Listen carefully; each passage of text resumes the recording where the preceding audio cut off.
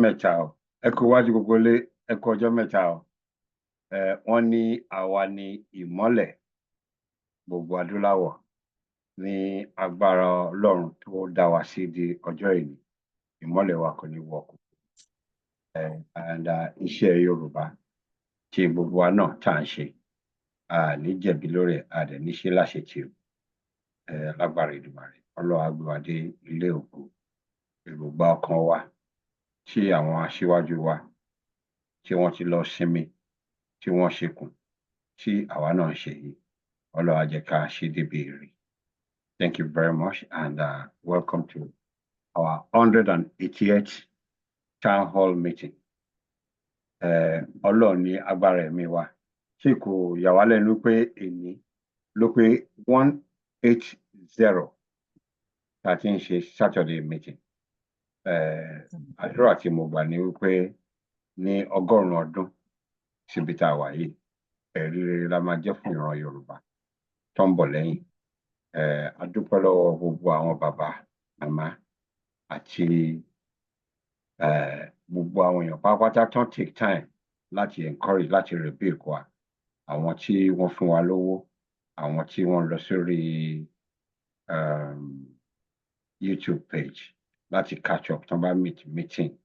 So we took nothing for granted and we will never take nothing for granted. So we appreciate and we love you all.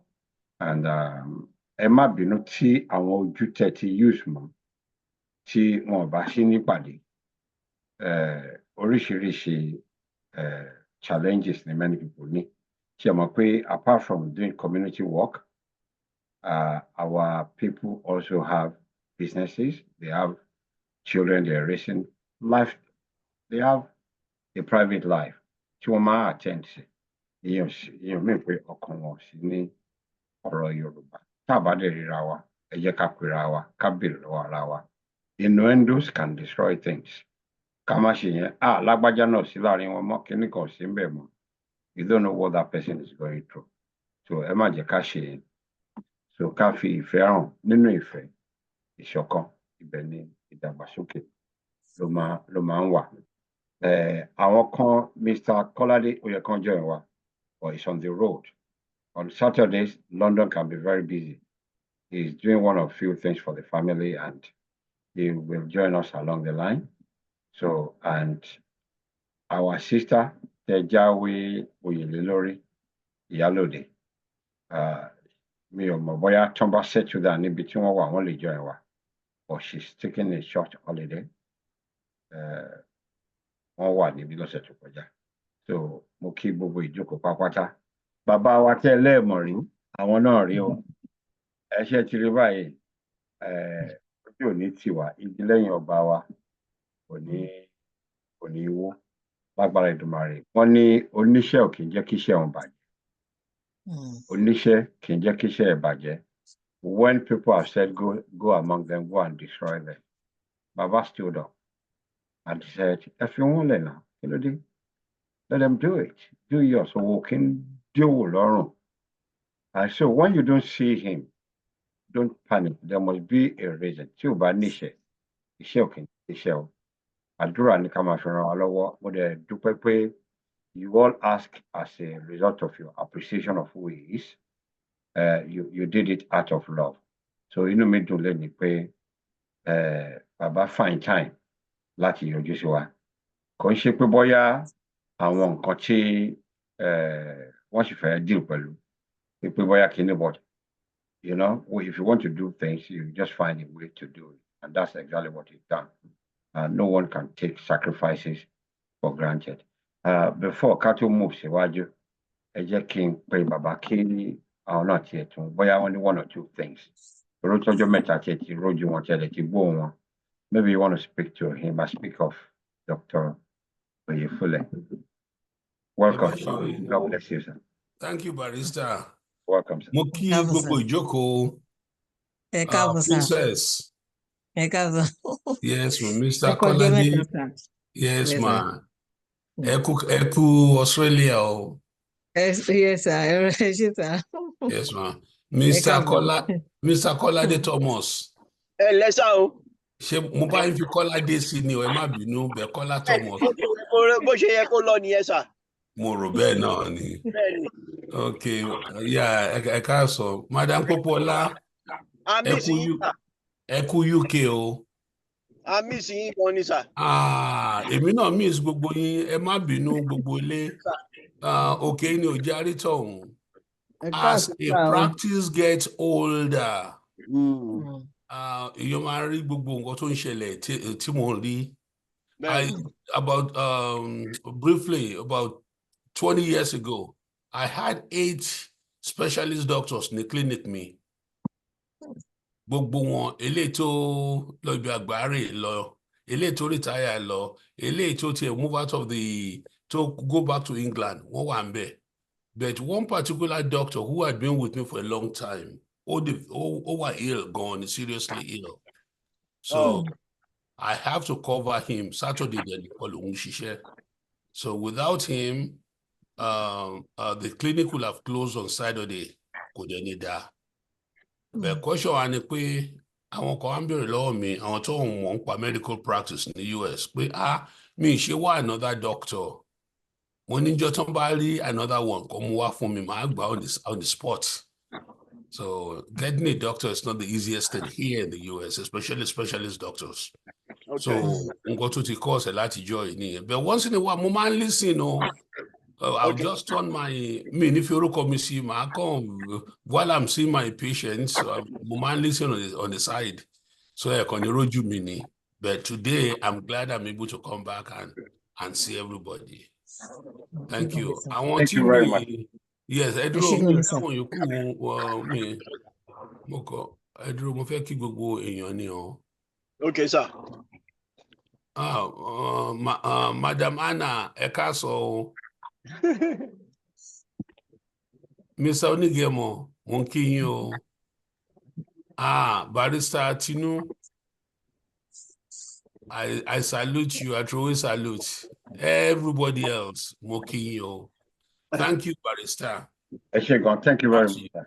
Yeah. Thank you, sir. Ṣé ti gbóhùn bàbá sìn, at least ọkàn yín balẹ̀ o. A máa pèlè ní ànípẹ̀dùn lágbára Èdùmàrè. Lágbára Èdùmàrè. Màmá wa náà wà níjókòó, Màmá wa Sandra Popola. We want to appreciate her, and I think it will be appropriate in the occasion of 180th meeting to express some sentiments. Ká appreciate ara wa. But mo fi pé bóyá ká dúpẹ́, wọ́n Yorùbá ní yìnyín ká ṣe mí, even though ọ̀pọ̀ olórí àdáàdá tán ni. Nǹkan tá a ṣe, we're not ara wa náà là á ṣe fún. So I want to give Mama the opportunity also to address us on this special occasion.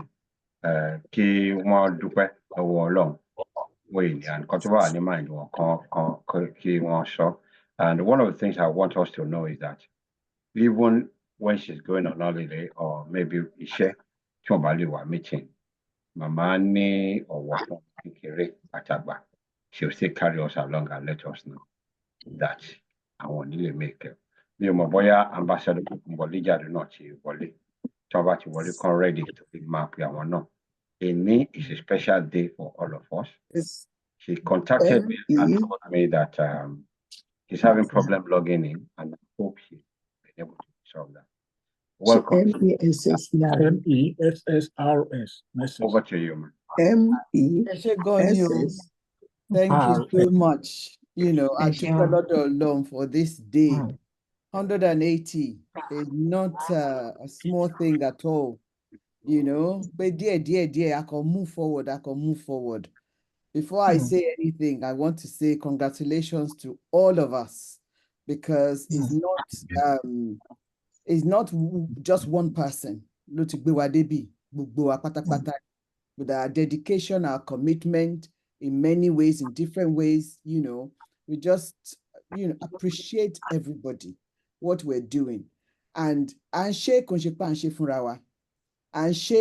nítorí ìran wa, nítorí àwọn ọmọ wa, nítorí àwọn ọmọ wa tí wọ́n tiẹ̀ tí ì bí, tí wọ́n dẹ̀ máa bí sílẹ̀ Yorùbá, tí wọ́n dẹ̀ máa gbòòrò ní gbogbo nǹkan tó máa ṣe jù wá lọ, torí gẹ́gẹ́ bí Yorùbá nǹkan tá believe nìyẹn, pé ibi tí àwọn bàbá bá gbé dé àbí ìyá bá gbé dé, àwọn ọmọ máa gbé kọjá bẹ̀, you know. So mo wo nǹkan tí a sọ ní last week, apologies pé mi ò lè wá, and Barrister Ògèdèngbé wọ́n jíṣẹ́ reason tí mi ṣe lè wá, iṣẹ́ ní ó fà tí mi ṣe lè wá, but mo wò, and ó dẹ̀ dùn mí pé mi ò sí ńbẹ̀ ní last week, nítorí pé ó gbóná gan.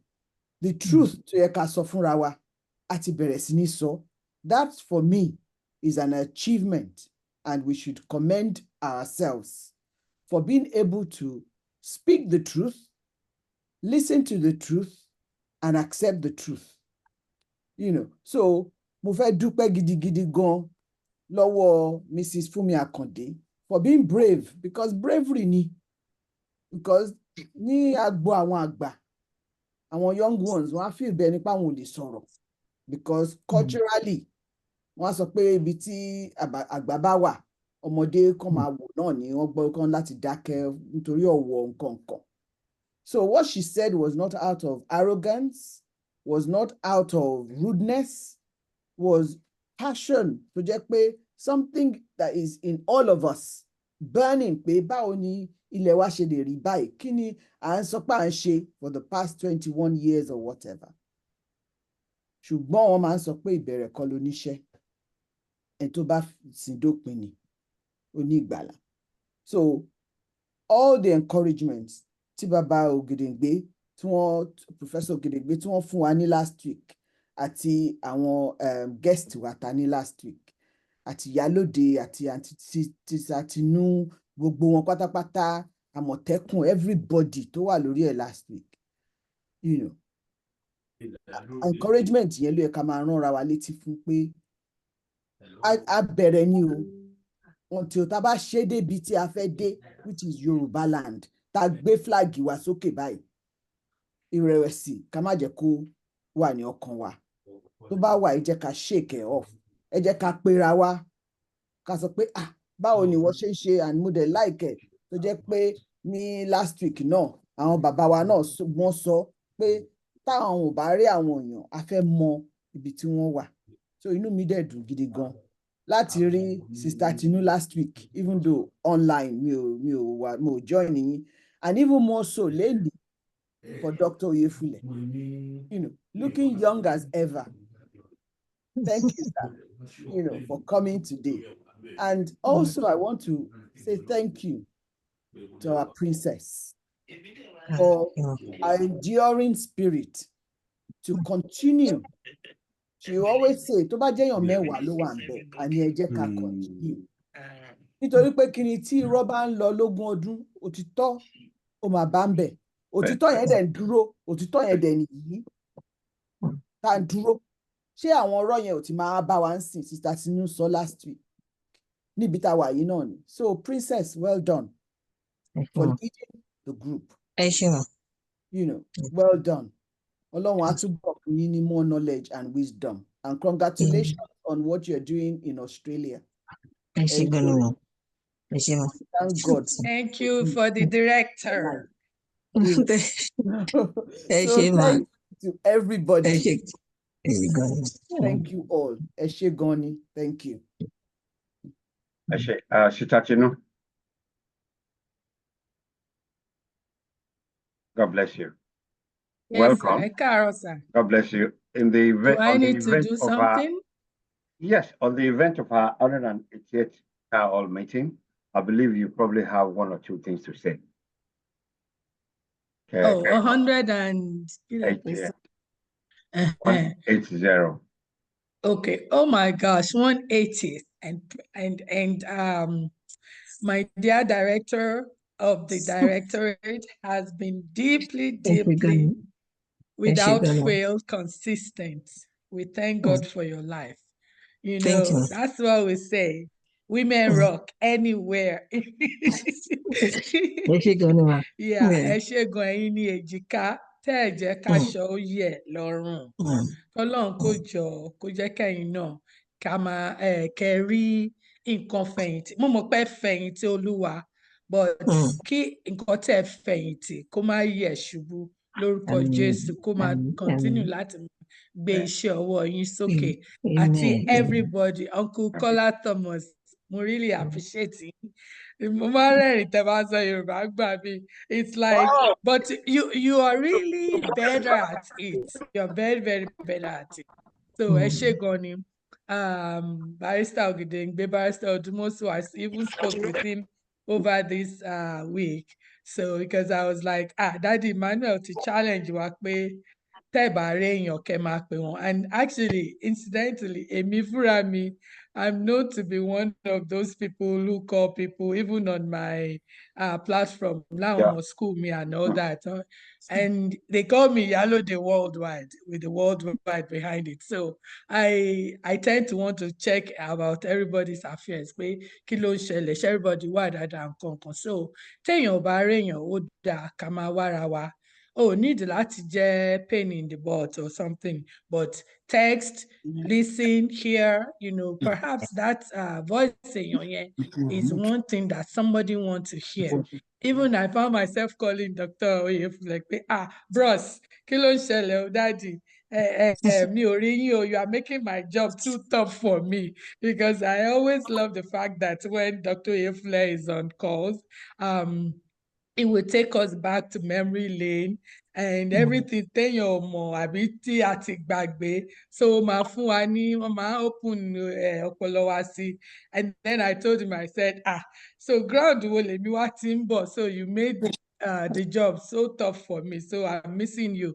But of course, we know that outside personal issues, bí irú èmi tí mo sick and then deaths and all that. In fact, today is my sister's 2 years, not ku, eni igongon. So, but I said to myself, I'm going to come on to meetings that I have to attend.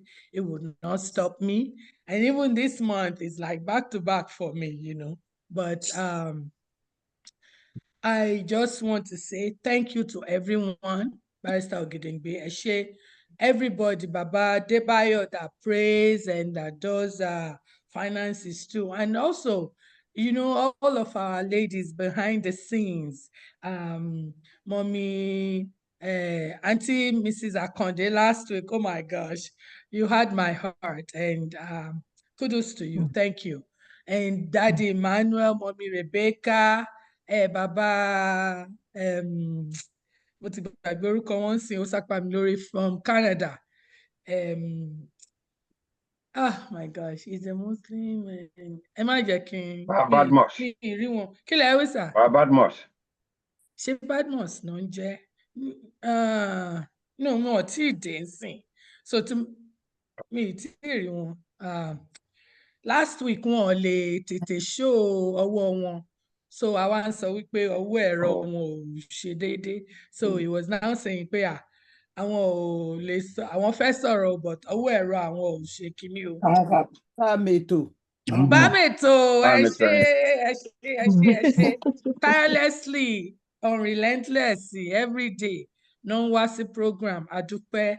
And Mommy Sandra Popola, even Mommy kí lorúkọ wọn o, Ambassador Tokunbo, you know, all of you, Ìyálóde, Auntie Yemisi, everybody, because èèyàn máa get into problem pé mo wà brain frozen nísìnyí, but when I see all of you, strength mi ó tún máa ń mount up ni, because we are supposed to, like iron sharpens iron, you know, we rub off each other, and we've been consistent with the truth, and the truth is only one. It's not, it cannot be waved or wavered.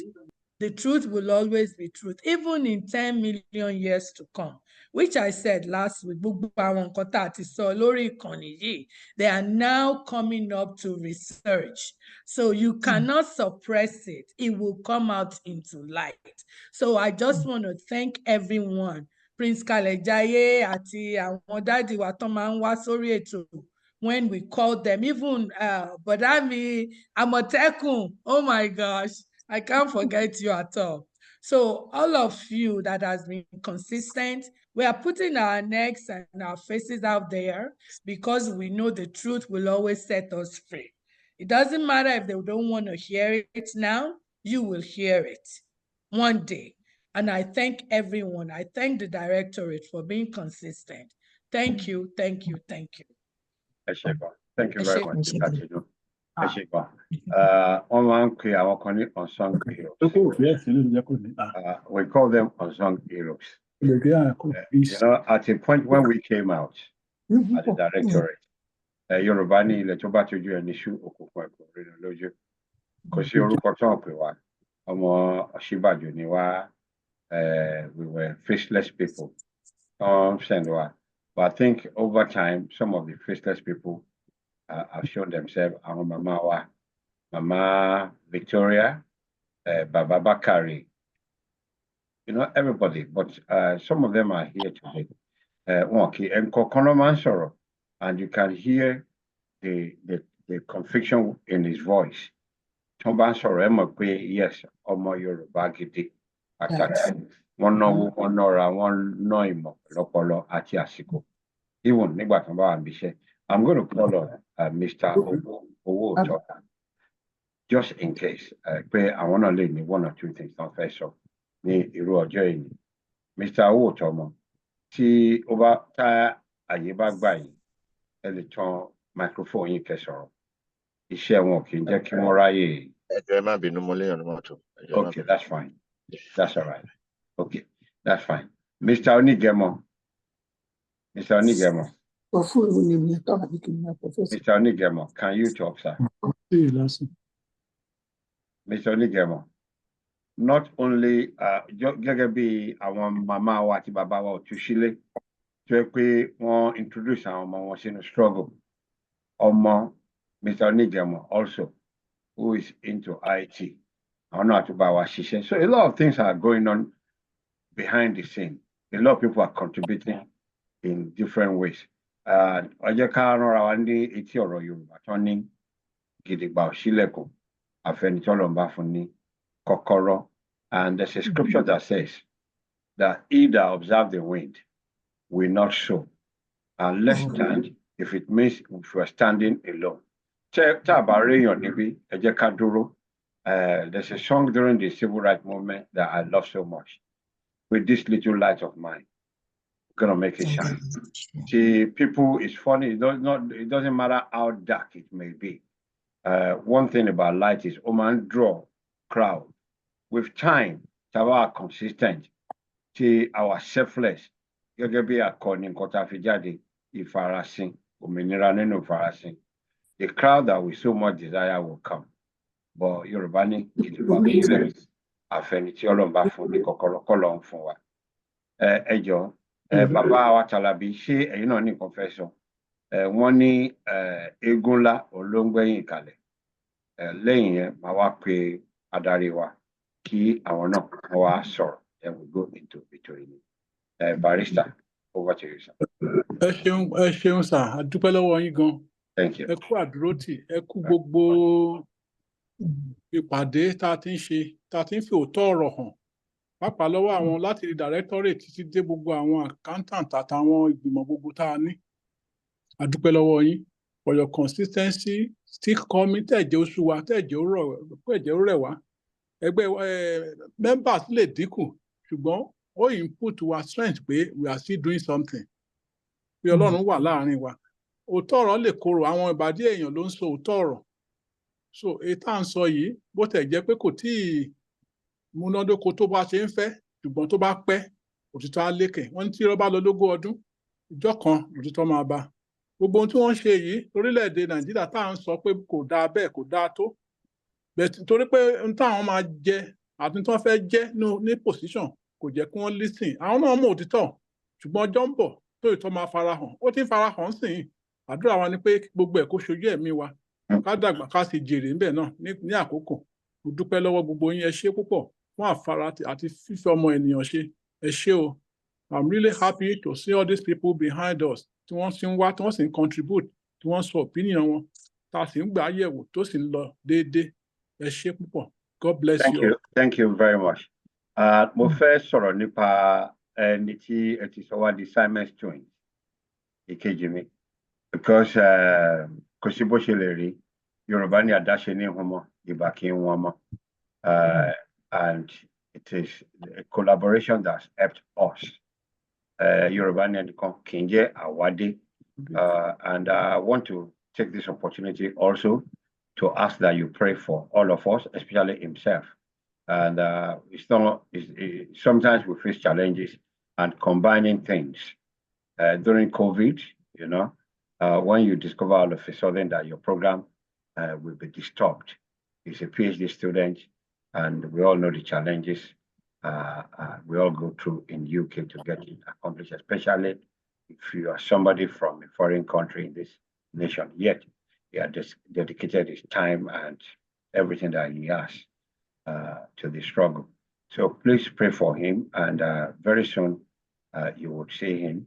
And Kotawa Sheni Loibo, kí Ọlọ́run jẹ́ kó jẹ́ àṣeyẹ fún wọn. Gbogbo àdàlà a máa kó èrè oko, àtòdé èrè oko délé lágbára Èdùmàrè. Jẹ́ kí n pe ìyá wa kan bá wa sọ. Thank you. Princess? Yes. Ẹ ṣé gan ni, ibo ni kí n ti bẹ̀rẹ̀? A máa dúpẹ́ lọ́wọ́ Ọlọ́run náà ni tó fún wa ní ọgbọ́n àti ìmọ̀ àti òye 180 town hall meeting.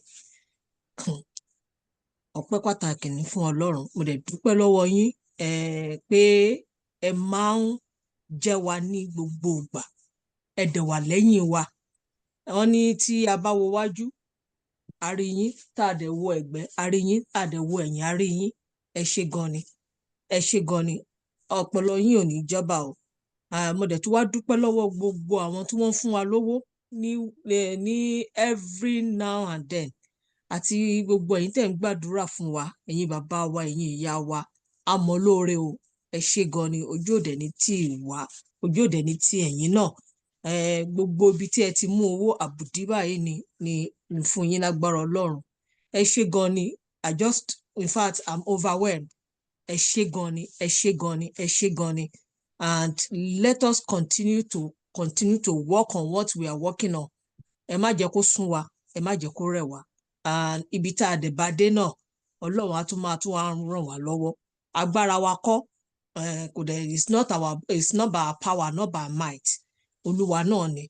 Wọ́n dẹ̀ ní pé nǹkan tí Ọlọ́run bá lọ́wọ́ sí, ó lè ìjì lè jà, but kò ní gbé wa lọ. And we'll continue to forge ahead, and we'll continue to press on. And kò dẹ̀ ní sún wa, kò dẹ̀ ní rẹ̀ wá. Ọpẹ́ náà ni mo dú lọ́wọ́ yín. Ẹ ṣé gan ni, ẹ ṣé gan ni. And to the topic that we are treating today, ọ̀sọ̀ọ̀sẹ̀ náà ni la máa ń gbọ́ ọgbọ́n àti ìmọ̀ láti ọ̀dọ̀ yín. A máa tún wá dúró, a máa tún jókòó náà lénìí láti tún gbọ́, láti tún learn one or two things. Ẹ ṣé gan ni o. Mo dúpẹ́, mo dúpẹ́, mo dúpẹ́, mo dúpẹ́. And to the secretariat, Olúwa, òun ni ọba tó ń san ẹni lẹ́san, á san yín lẹ́san rere. Á dẹ̀ wà pẹ̀lú yín, ojú òdẹ ní tì yín. Ẹ ṣé gan ni. And to all our panelists, ẹ̀yin bàbá wa, ẹ̀yin àǹtí wa, ẹ̀yin ẹ̀gbọ́n wa, ẹ̀yin àbúrò wa náà tí ẹ ti wá sí meeting yìí láti fún wa ní one word or the other. Ẹ ṣé gan ni. So ẹ má jẹ́ kí n gba àkókò wa nítorí we want to listen to our panelists. So ẹ ṣé gan ni, over to you, sir. Over to you, ma. Thank you very And much. Yes, Dr. Oyebi. Ẹ Yes, ṣé correct. gan ni, ẹ káàbọ̀, sir. Yes, sir. Olúwa ṣeun. So ẹnikẹ́ni tó yẹ ká pè tá a bá pè wọ́n kán má bínú. Yes. As a matter of fact, irọ́ ni. Mr. Kolade, I know you're driving, but your speaker, you can release yourself and talk. Mrs. Apata, kò yẹ kí n gbàgbé orúkọ yín. Thank you, my beautiful sister. Mr. Kolade, omit ara yín kẹ́ sọ̀rọ̀ for a few minutes.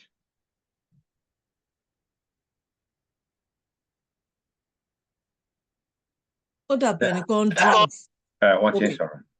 Till another time, Barrister Ogedengbe. Okay, well, that's fine. All right. Eshe.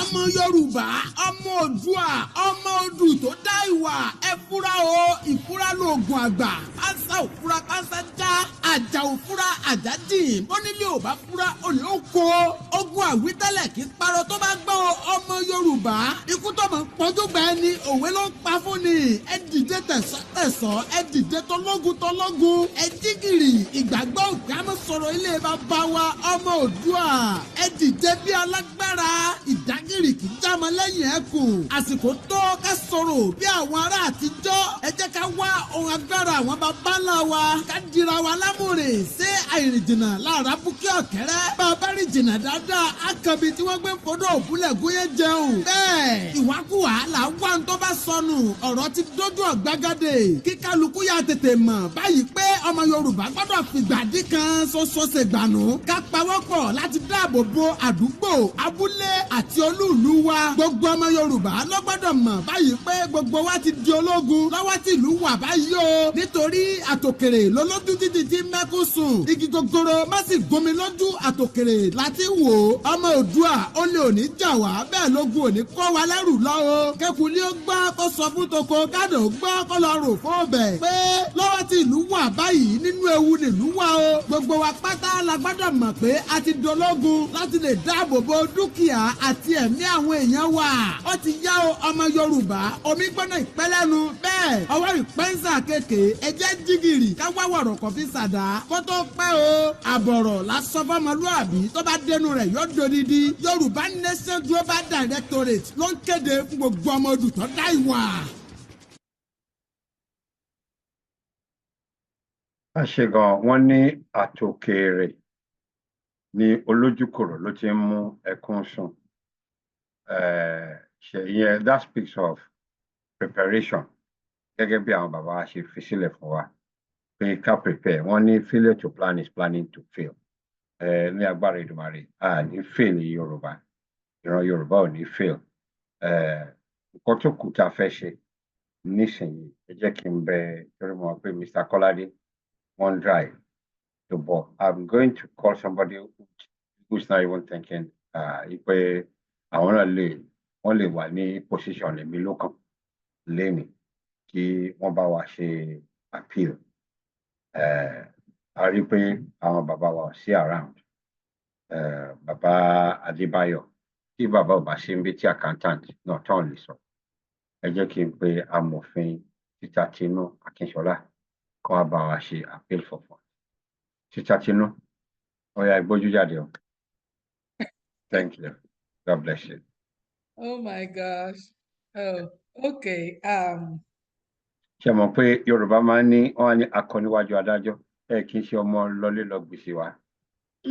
You're trained to think and prefer solution right there on the spot. So I have the confidence that you do justice. May God help me. Amen. Okay, so ẹ ṣé fún privilege yìí, ẹ dẹ̀ ṣe pé kí náà ń pè, okay, mo fẹ́ sọ wípé thank you for the privilege and thank you for the trust tí ìgbàgbọ́ tẹ ní nínú mi, pé mo lè ṣe ìfilọ́lẹ̀ yìí. Olúwa ò ní jẹ́ kí n dójú tì yín. Okay, so inú mi máa ń dùn nígbàkúgbà tó máa ń sọ wípé kí a fi ẹnu wa síbi tí àbí ká fi owó wa síbi tí ẹnu wa bá gbé wà. A dẹ̀ mọ̀ wípé owó ni kẹ̀kẹ́ ìyìn rere. Lákọ̀ọ́kọ́ kí n kọ́kọ́ sọ wípé a dúpẹ́, ẹ ṣeun gan ni fún gbogbo àwọn èèyàn tó jẹ́ wípé ní gbogbo ìgbà tí wọ́n bá ti ń sọ̀rọ̀ owó láti lè ṣe nǹkan fún ìlọsíwájú ìlú wa, especially ní directorate yìí tó jẹ́ wípé àwọn èèyàn míì tẹ̀ wà ní kọ̀kọ̀ níbì kan tán kì í fẹ́ kán gbórúkọ wọn àbí ojú jáde, tí wọ́n máa tiẹ̀ ń fi kó jẹ́ pínnìkọ́bọ̀, kó jẹ́ £1, £2, $1, 1 cent, £1 ni wọ́n ní every time, ni wọ́n consistently láìkùnà náà máa fi ń fi owó wọn sí directorate. Mo dúpẹ́ lọ́wọ́ wọn. Àwọn bàbá àtàwọn màmá, àwọn ẹ̀gbọ́n, àwọn àbúrò, àwọn irọ̀ tí wọ́n ń ṣe lé kí Ọlọ́run Olódùmarè kó túbọ̀ máa bù sí fún wọn. Àbùdí ni tomi òkun, àbùdí ni tọlọ́sà. Kẹ má mọ ibi tẹ́ ti mú owó náà lórúkọ Olúwa Elédùmarè àti Jésù Kristi tèmi ń sìn àti Ọlọ́run tẹ́ anybody ń sìn. Àmín. So nígbà tí mo sọ yẹn tán, mo wá tún fẹ́ béèrè wípé ẹ jọ̀ọ́ ẹ̀yin èèyàn wa nílé lóko, ẹ̀yin tẹ́ wà níbí báyìí àti ẹ̀yin tẹ́ máa gbọ́ kíní yìí later, ẹ jọ̀ọ́ ẹ bá wa mú ọwọ́ sínú àpò directorate. Directorate tá a mọ̀ wípé mi ò sọ nítorí pé àwọn èèyàn kan wà níbí, but mò ń sọ nítorí pé èmi as ẹnìkan pé of someone tó fẹ́ wà of integrity, right standing and all that. Directorate is one organization tí èmi lè fògùn ẹ̀ gbárí pé owó nǹkan tán bá láwọn máa fi ṣe náà máa fi ṣe. Tó owó yìí dẹ̀ tó jáde nínú àpò, ó máa ti ní iye èèyàn 2, 3, 4 tí wọ́n jọ sọ nípa owó yìí pé ṣé ká ṣe báyìí àbí ká ṣe báyìí, ká má ṣe. So kò ń ṣe wípé a máa ń ṣe something at impulse, and wọn ò dẹ̀ kí ń ṣe nǹkan wípé wọ́n ń ṣe àfojúdi àbí pé ojúṣàájú náà fẹ́ fi ṣe owó pé nítorí pé lágbájá ń fún lágbájá jẹ́ káwa náà ṣe. Owó tó ní ìròrí tó yẹ pé wọ́n ti máa jíròrò lórí ẹ̀ ni wọ́n máa ń dá sí. Nítorí ìdí èyí, gbogbo ẹ̀ ó máa ń dálé ààbò ilẹ̀ Yorùbá àti ìlọsíwájú Yorùbá àti gbogbo ohun tí Yorùbá dúró fún. Nítorí ìdí èyí lèmi fi ń rọ gbogbo wa pé ẹ jọ̀ọ́ ẹ bá wa gbọn owó sínú àpò directorate. As a matter of fact, èmi náà try láti ṣe ti tèmi náà torí pé wọ́n ní ẹ ṣe bí mo ṣe wí, kẹ̀sì ṣe bí mo ṣe ń ṣe. So òun ni màá ṣe, but mi ní pé kán sọ iye tí n bá send o. So but at least everybody náà ẹ jọ̀ọ́ ẹ gbọn wọn sínú àpò yín, ẹ fọwọ́ sápò, kẹ́ bá wa dá sọ̀rọ̀ directorate. K'Ọlọ́run dẹ̀ jẹ́ kí ilẹ̀ Yorùbá kó gbè wá, ká sì rí ìtẹ̀síwájú àti oríire àti ìdàgbàsókè tá à ń wá fún ilẹ̀ náà. Àmín. Ẹ ṣé. Ẹ bá wa fi ibi tí wọ́n máa fi owó sí, ẹ bá wa fi sórí chat. Okay. Okay, wọ́n ti fi síbẹ̀, wọ́n ti sọ yorubanationgd.org. Email yẹn lẹ máa lò lórí Zelle tẹ máa send owó yín sí. Ẹ jọ̀ọ́ ẹ bá wa ṣe ilé, ẹ jẹ́ ká ṣe kọ́mọ́nkóbó kí Olúwa kó bùkún fún gbogbo wa, kí àpò wa kó má ṣe òfò. Ní gbogbo ìgbà tán bá ti ń sọ wípé tán bá ti ń pe owó, k'Ọlọ́run jẹ́ ká máa dìde, k'Ọlọ́run sì má jẹ́ ká miss níbẹ̀. Níbikíbi tán bá ti ń pe ọmọ ènìyàn, ká má wọ́n níbẹ̀ lórúkọ Jésù. Ẹ ṣeun. Thank you very much, Sister Chenu. Ẹ ṣé gan. And lásìkò yìí, ẹ jẹ́ ká fi ojú àwọn bàbá wa àti màmá wa tí wọ́n máa bá fi ọ̀rọ̀ jomi tó rọrọ̀ lẹ́nu. Nǹkan kì í síbẹ̀ because a kàn máa try lẹ́nu láti tí Ọlọ́run bá fún wa lórí ọ̀fẹ́ láti ṣe. Ẹ jẹ́ kí kọ́kọ́ gbé àwọn bàbá wa Dr. B.A. Oyefúnlẹ̀ kí n kọ́ gbé wọn wọlé. Then kí n tún pe àwọn màmá wa ẹ kí n pe ìkan nínú àwọn màmá wa nígbà tí mo wá ìkejì Sister Barrister Tinu Akínsọlá, ẹ kí n pe bàbá wa Lawrence Talabi, Barrister Lawrence Talabi, then màmá wa Sandra Popola Obi, ẹjọ ẹtàn kínní wọn ti tàn, ẹ ṣé gan, God bless you ma. Àwọn tó máa bá fi ọ̀rọ̀ jomitoro lẹ́yìn gẹ́gẹ́ bí àṣà wa, ẹjọ ẹ bá wa pín kínní ìwé ìpènisípàdé, the invite, please share it amongst your people. And ìyẹn náà ní advantage because àwọn tó bá wá bóyá question kan wà tán fẹ́ béèrè, so by the time tá bá gbé kínní ẹ̀ sórí Zoom, opinion kan á ní constituency to máa represent. In law, we have two things. In every court, you find something called obiter dictum and ratio decidendi. One of them is the reason for the decisions and what could have been something said by the way. So gbogbo ìpápátá ló ní ìwúlò tiẹ̀. So àtẹ̀ntó agree nísìn tó it tó kọjú àbọ̀ ní Èkó àti ẹni tá a feel pé bóyá ó miss road, gbogbo nǹkan gbogbo aṣọ ló nígbà àti tiẹ̀, àsìkò tá a máa lò ó sì máa wà. So ẹ jọ̀ọ́ ẹ bá wa pe àwọn èèyàn tó wà ní contact yín, ẹ send the invite sí wọn káwọn náà kàn join wa. So tí àwọn èèyàn bá wo video yẹn later, wọ́n máa pé ó lè make sense o ṣe kíní kan. So those are the things. Àwọn nǹkan tá a fẹ́ ṣe lénìí, àkọlé ẹ̀ jẹ́ as things finally falling apart in Nigeria, the center.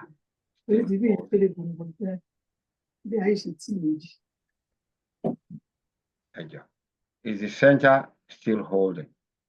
I think it will be appropriate for us to define what the center is.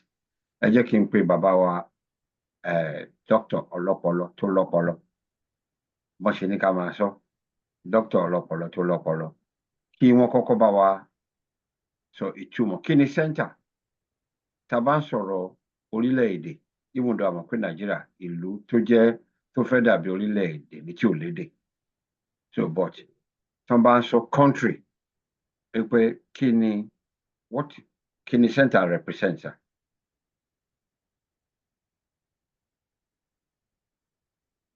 Me try answer. Okay, ẹ ṣé Barrister. Thank you, sir. Center ní many implications. Center mean pé àárín to start with, and ìgbà míì wọ́n dẹ̀ tún máa ń lo center as the head, as the arrowhead. In terms of the country, ibi tí everybody ń wà center á jẹ́ ibi tí political leaders of the country, ibi tó ń gbé tó dẹ̀ ti ń pàṣẹ,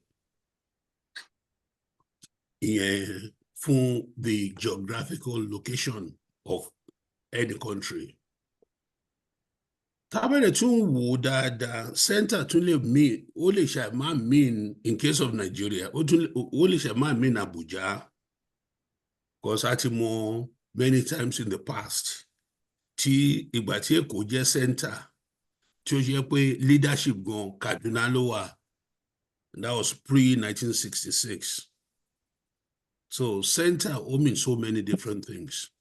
Now tí gbogbo bá ń sọ center ń sìn, nǹkan tá à ń refer sí ni the tendency to congregate all power in one place, as opposed to nǹkan tá a ní tẹ́lẹ̀ tí power ó sì wà ní Èkó ń gbà yẹn o, but each of the different regions làwọn náà ní center wọn, including their own constitution. But in say, constitution resides in Abuja. All the power is vested in the federal government. So, which effectively negates the fact that federation they were. Because in the federation, center resides in each of the federation. Or the center for power to handle the finance of the country, power láti ṣe military, ló máa wà láàrin ní central government. But gbogbo ẹ̀ ti change. So all the power has been placed, concentrated in the center. Nigeria. Thank you very much, Eshego. Mr. Popola, what do you have to say? In terms of the definition, yeah, I like the idea. See, Dr. Yefule, cast aside once again. Well, Sonny be long. I like the description that is given already in terms of where the power is right now in Nigeria. Where is the power? The power has been given through the Constitution to almost the entire power actually has been given to one person, whoever that person is, that sits in Asu Rock. That's where the power resides, and that's where the power is. And I don't think it's different to any other nation where the governing of a country, which is the core and the powerhouse of a country, will reside in one particular place. But anomaly, the way it is exercised and the way it operates. So it's not bad when you have a center. There's nothing wrong in having a center, in having a core, and everybody in themselves as well. You know, all have a core, you know, which is the root. Bongbo. Ni I want to call it ni Yoruba. Bongbo ni. And gbogbo wa ni bongbo. Nínú wa. So it's only fair pé ìlú á ní gbòǹgbò. But bí gbòǹgbò yẹn ṣe bó ṣe ń ya ẹ̀ka ẹ̀. Ìyẹn ni issue tèmi rí ló wà ní ọ̀dọ̀ wa ní ilẹ̀ Nàìjíríà. Okay, thank you very much. Sister Barrister Chino.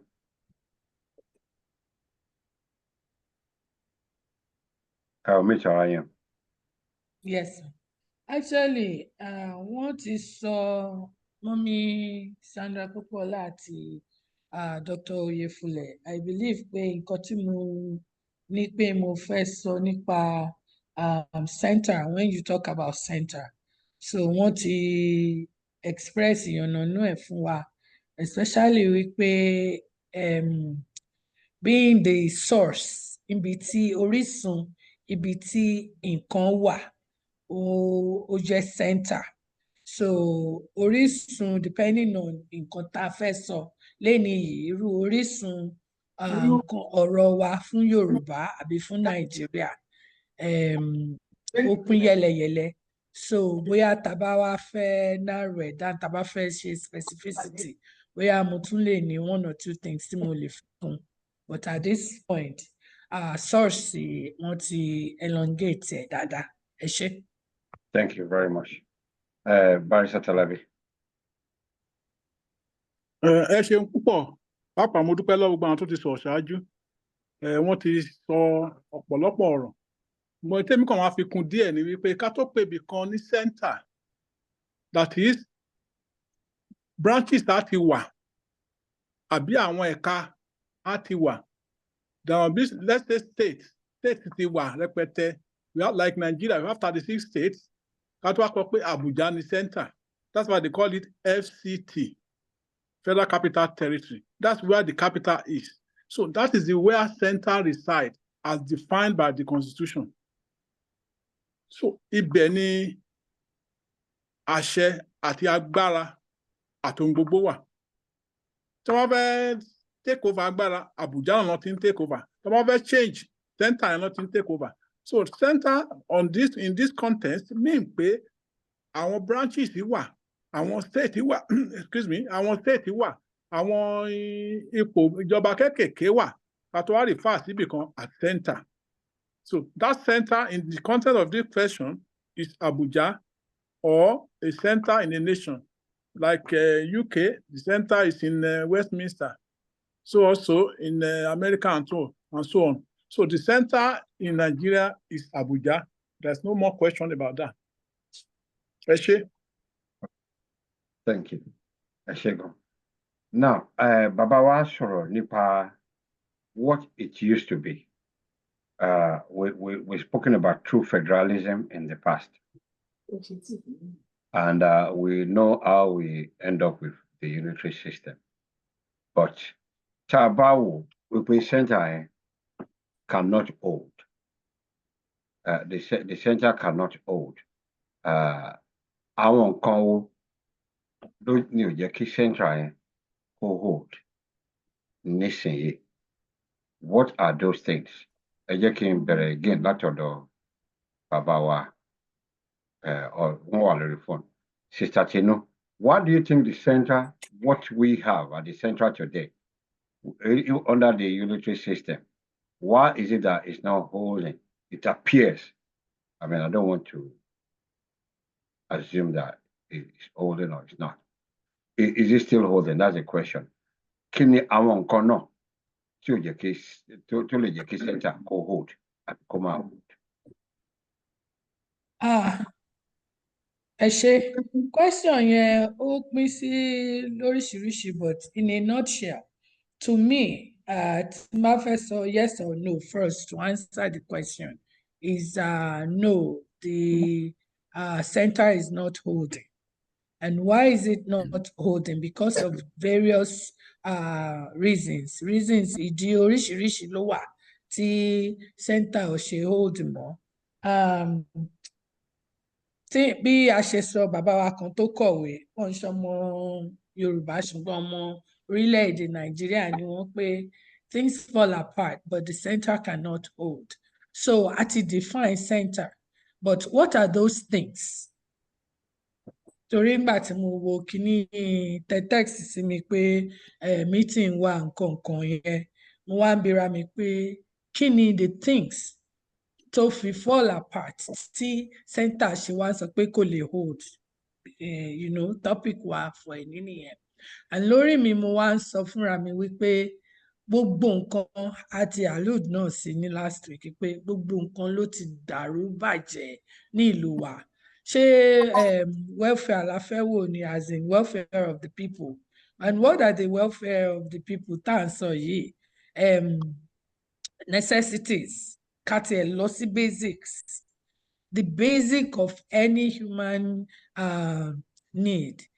Òun ni housing, which is they call shelter.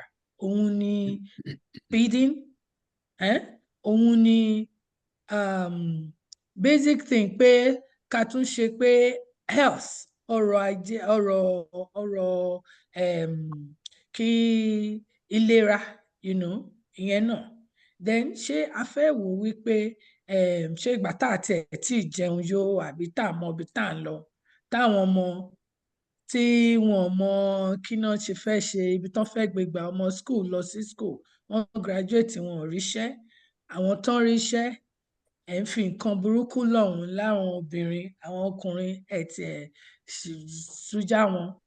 So àbí ṣé security ni àwọn bàbá oníbàbá tán wà lóko, tán àti ìyá tán wà lóko tí wọ́n ń dáko, wọn ò lè ṣe anything lóko.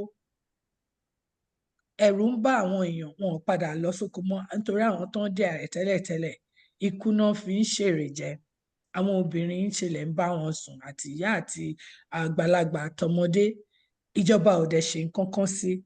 So bí mo ṣe sọ last week pé gbogbo wa la fún ìjọba ní agbára wa pé okay, a surrender and is a social contract, ta surrender pé ẹ̀yin yìí ẹ máa darí wa. Nǹkan báyìí la fẹ́ ṣe but ẹ̀yin máa ṣe fún wa on our behalf. So gbogbo ẹ̀ ìjọba ò keep wa safe. wọn ò fún wa ní ohun àlùmọ́nì, wọn ò fún wa ní wípé a fẹ́ jẹun, àrọ́rọ̀ ajé pàápàá kò lọ sí anywhere. So tá bá wo gbogbo kinní yẹn, so those things are they are falling apart because the center now cannot hold.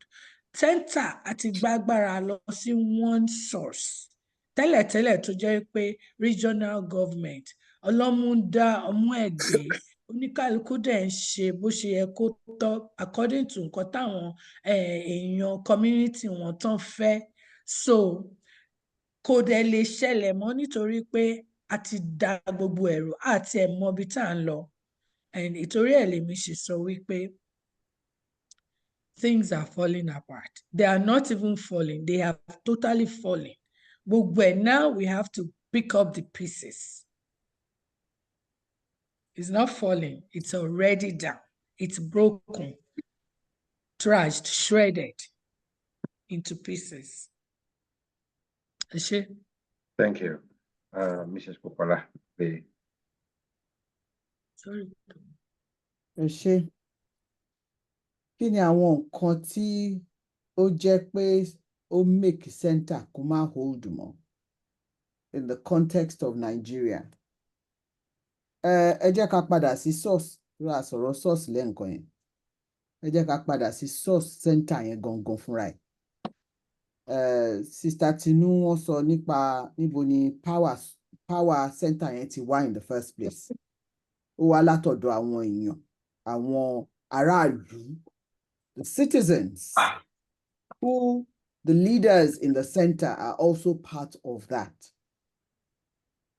So if that is the case, if the power is coming from the people, the center cannot hold if we're sitting on a constitution that was not written by the people. So that's the foundation of the reason why that center is no longer holding. It's no longer holding because people are now aware. Nígbà tí wọ́n ṣe bójúbójú fún àwọn èèyàn láti 1999, tó dẹ̀ ṣe fún Ààrẹ Ọbásanjọ́ ńgbà yẹn, tó gbé wọn sórí oyè, tí wọ́n sáìnì kìíní yẹn kó tó di pé wọ́n ti swear wọn in, which is part of the problem, by the way. Now people are awake. These young generations that are coming through, it's not one generation, even our generation have always questioned that, but ní opportunity láti wà vocal about it. But with social media now as a tool for communication, ó ti open eyes àwọn ọmọ wa àtàwọn náà fúnra wa. So people are now able to question this center. Kí ló ń happen níbẹ̀ kan náà? Àwa rò power na ni power, but ẹ̀yin wá ń sọ fún wa pé ẹ̀yin lẹ ní power. Therefore, nǹkan tẹ́ bá ṣe, nǹkan tẹ́ bá lábẹ́ gé. And people are questioning that. So that is one of the reasons why when people are awake, when people are aware, when people rightly are asking for a better life, because we all deserve a better life. Ọlọ́run tó dá wa, ó dá wa pẹ̀lú oríṣiríṣi resources all over the world. So àwọn tí wọ́n pera wọn ní center right now cannot take complete ownership of it and expect people to just be silent. They can be silent for a while because they're not sure how to navigate, this terrain. But now people know, people are aware. The world, starting Pariwope, is a global world, is small, it is small now because social media to help láti propel that size of the world to be small. And for us to learn from other places in the world, àwa náà fẹ́ tani ò like a good life. So that is why the center is shifting. But sadly, the politicians are rooted in their thinking that they can carry on doing that for as long as they can carry on. But nǹkan tí wọ́n gbàgbé ni pé ó ti ń súnmọ́ o. This thing is getting closer. Nígbà tí èèyàn kan sọ ní, I think it's probably a Senate or House of Rep meeting, ẹ rántí which one? Pé àní ẹ pín Nàìjíríà. Wọ́n sọ pé kó shut up. Come on. Gbọ́ nǹkan tó sọ, we didn't hear that question and we don't want you to repeat that question. Tí o bá gbọ́ nǹkan tó sọ in the first place, you would not say pé kó má repeat question yẹn. So the center tó rò pé ìta làwọn èèyàn ti ń pariwo, ó ti wọ agboolé wọn, ó ti wọ àárín wọn. Those are the signs. The center will hold more. Those are the signs. And lastly, Supreme Court tó wá sọ pé nísìn gbogbo owó local government kan gbé fún local government. Apex Court nìyẹn. Níbo náà tún fẹ́ gbé lọ nsìn? Ṣé African Union ni wọ́n fẹ́ gbé kíní yẹn lọ ni? Àwọn tó bá fẹ́ appeal against federal government. You know, that in itself is showing that the center is crumbling. And so it should be. Maduro, thank you. Second, Pastor Talabi, mi ò bóyá ní contribution.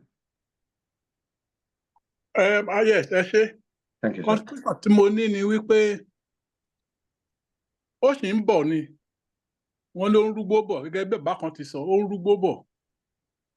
Ó pẹ́ ó yá, kò tẹ̀ ní pẹ́ mọ́ bí mo ṣe ń wò ó. Because àwọn èèyàn wa ti ń rí i pé wọ́n gbá ojú wọn ní gbogbo election tó ń ṣe Nàìjíríà gbájú ẹ̀ ni.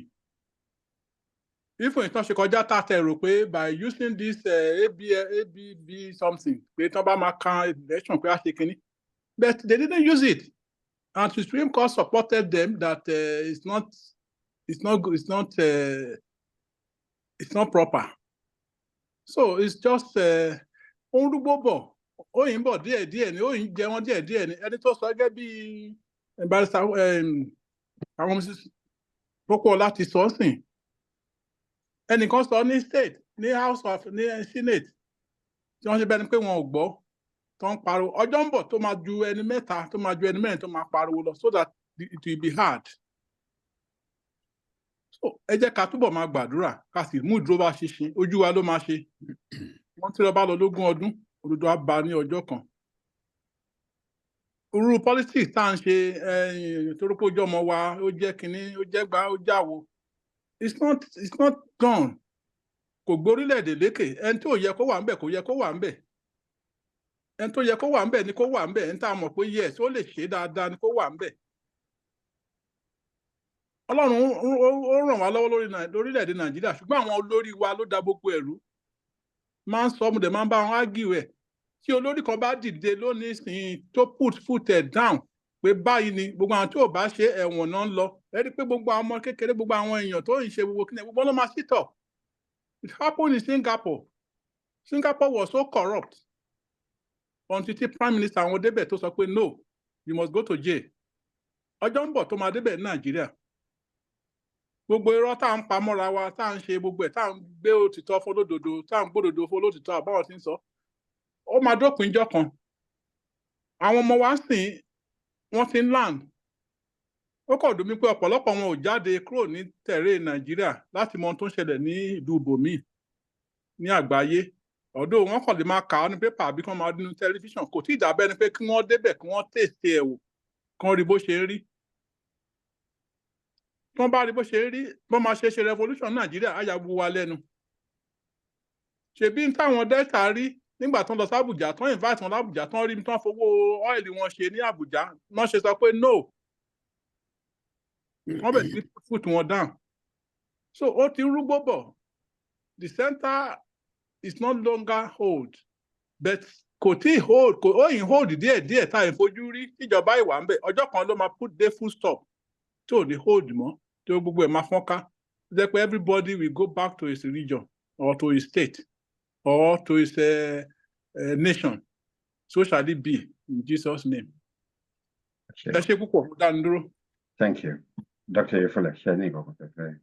Yes, I was about to answer. Mo terminate the phone call yẹn láti dáhùn ni. Bẹ̀tẹ̀ ti pé Madam Barrister Well, kíní kan tí mo fẹ́ add sí or tí mo kọ́ fẹ́ sọ initially, even though most of the things in fẹ́ sọ, Madam Popoola ti sọ, Barrister Akínsọ́lá ti sọ, and of course Barrister Talabi. The kíní kan tí mo fẹ́ add sí ni pé the center will never hold, or rather, the center will hold no longer the more aware the population is, or the more aware the population becomes. Power belongs to the people.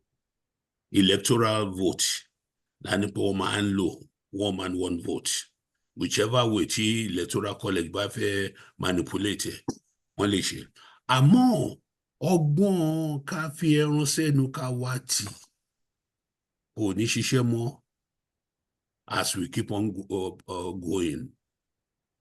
1999, kò sí constitution ìgbà tó ń ṣe election. Abdulsalam mú lọ́wọ́ ìgbà tó máa install Obasanjo.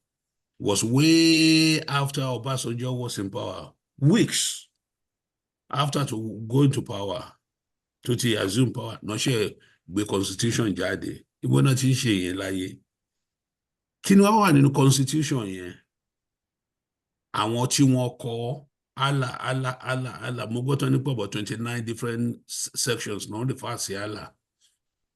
Kò sí one area of the constitution which I've not read, by the way. So anything about if it's at variance with what it really is, then it's my own fault.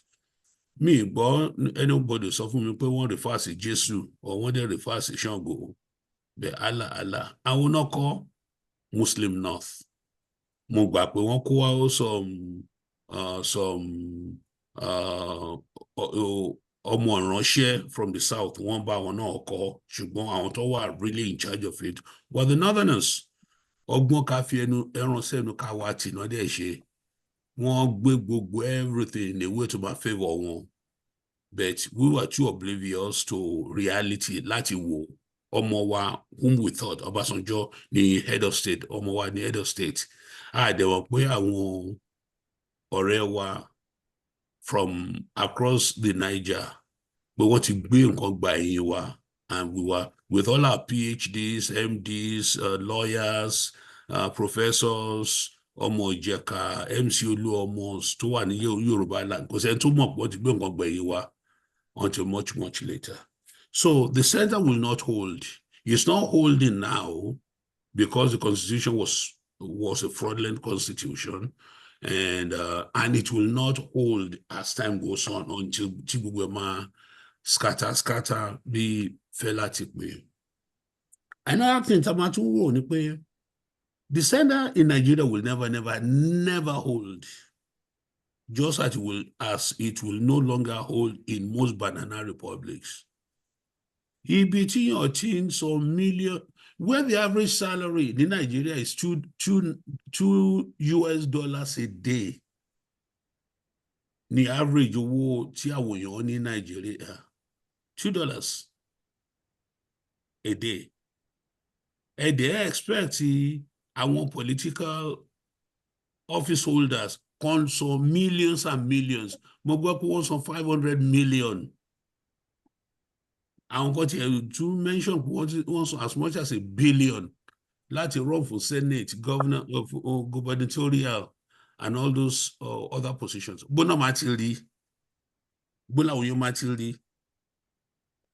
Àwọn olè nìkan ló lè rí. Èèyàn tó ń gba 300,000 naira per month to then come up with 600 million naira. Nìkan ló lè ṣe politics in Nigeria.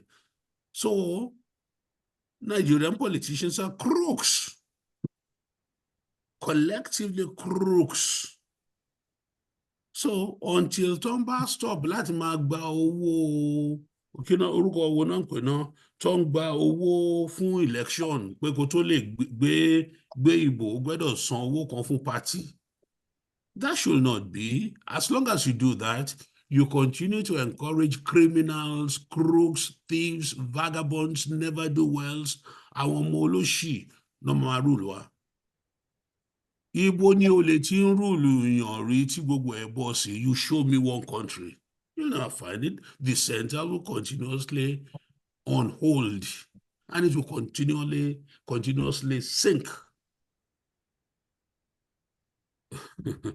Anyway, I think I've said enough.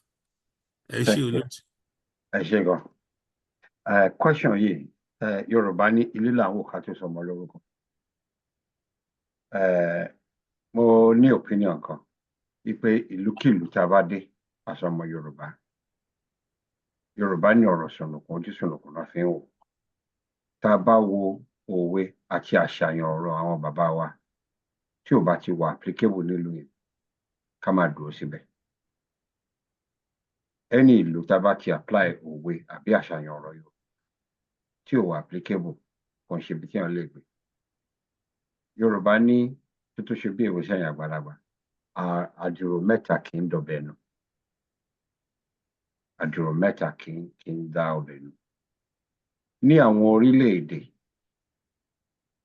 tó jẹ́ wípé things did not fall apart, tí center ti ń hold, àwọn àdìrò mẹ́ta kan wà níbẹ̀. Judiciary, the legislators, and the executives. Tá bá wò ní Nàìjíríà, àwọn àdìrò mẹ́tẹ̀ẹ̀ta yìí, mo fẹ́ ká wò ní ìgbékalẹ̀ ti Yorùbá. Ǹjẹ́ wọ́n ń dọ̀bẹ̀ nù àbí wọn ò dọ̀bẹ̀ nù? Are they working the way they should be working? Because nǹkan tó bá yẹ kí legislator ṣe, tí court make a pronouncement, so they were binding on the rest. I'll give you an example is the issue of Lagos State versus federal government, issue of the waters and the waterways in Nigeria. The Supreme Court ruled over it. The House did not. I'm not aware, maybe the barrister here would help us. I don't think the legislative arm of the government have a say about that. And the autonomy, the local government autonomy is another one. Tó share anything.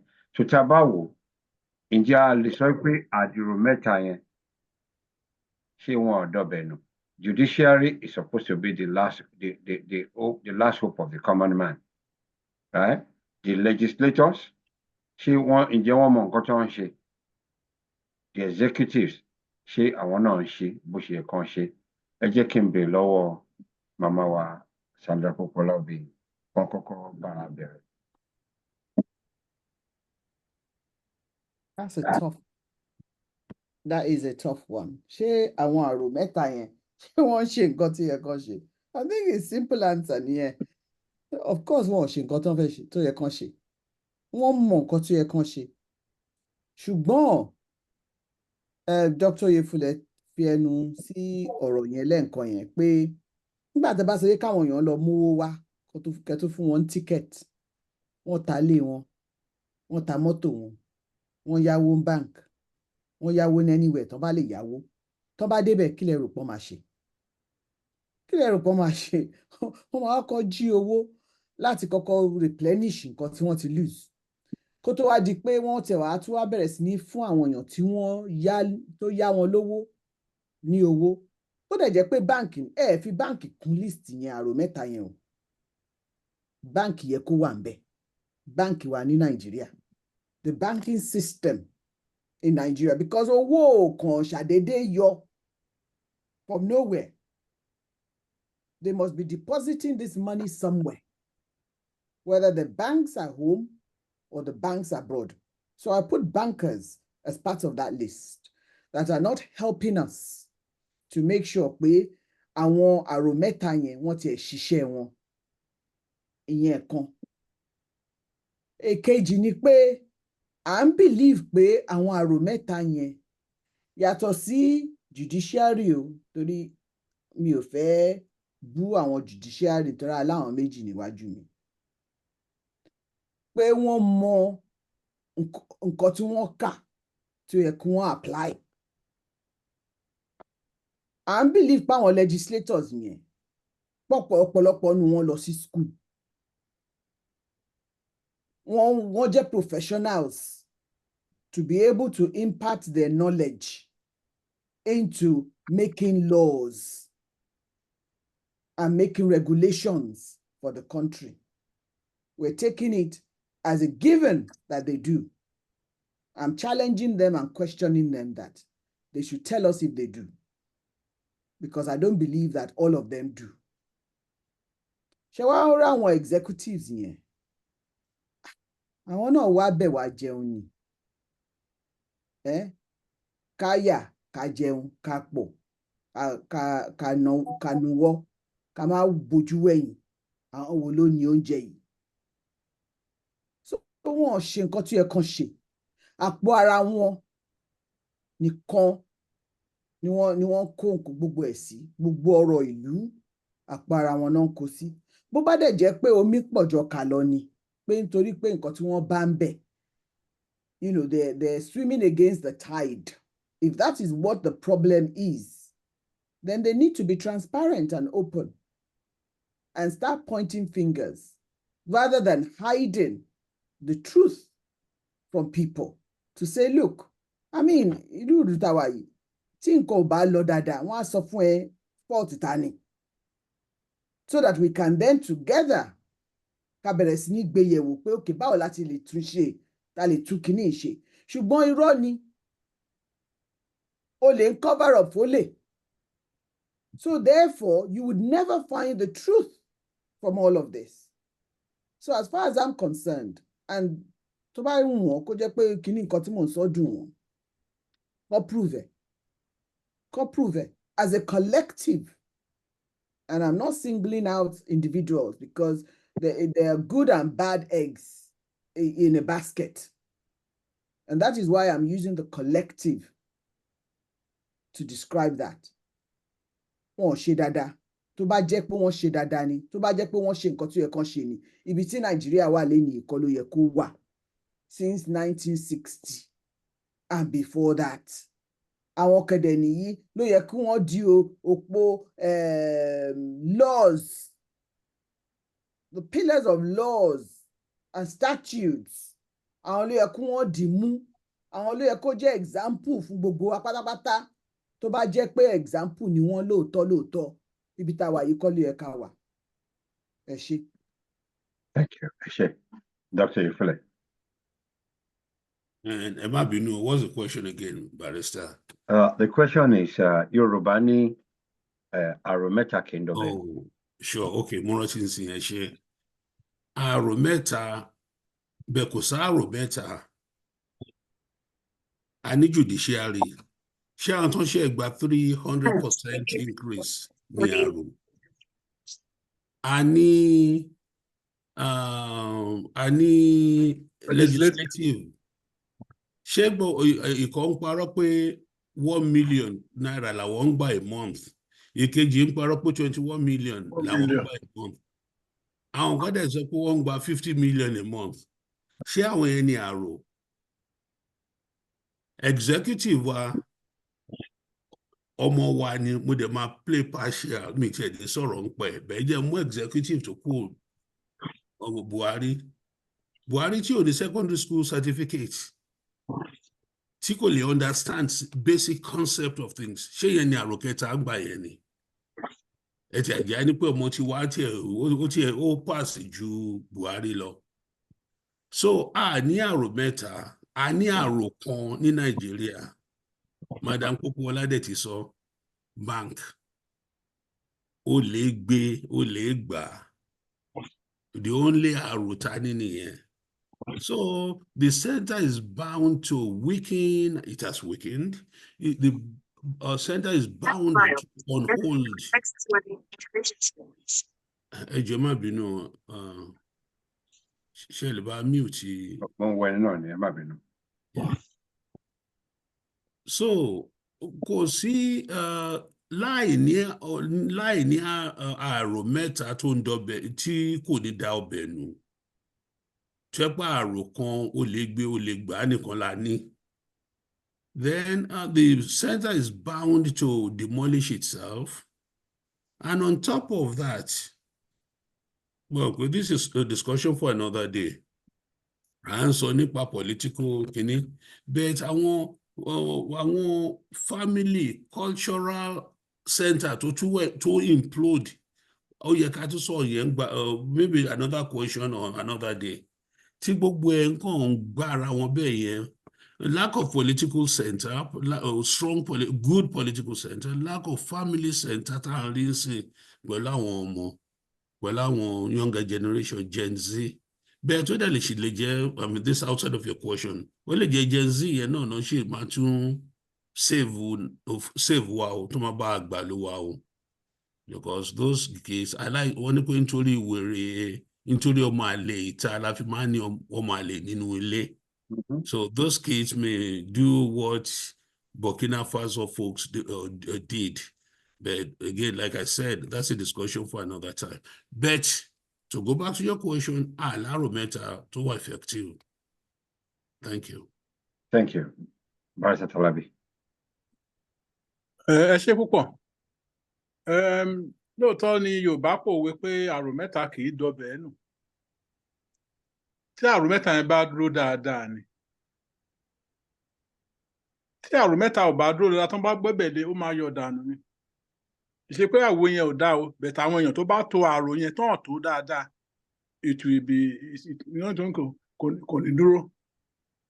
Gbogbo gọ́ọ̀mẹ̀ntì tá a ní the legislative, the executive and the judiciary they are all bad. Wọn ò dúró dáadáa. A máa sọ wípé the court is the judiciary is is common man, is last hope for common man. Kò rí bẹ́ẹ̀ ní Nàìjíríà. Ẹni tí ó ní owó ló máa bá yẹ. If you have been following cases in Nigeria, you will be shocked to hear what some judges are pronouncing.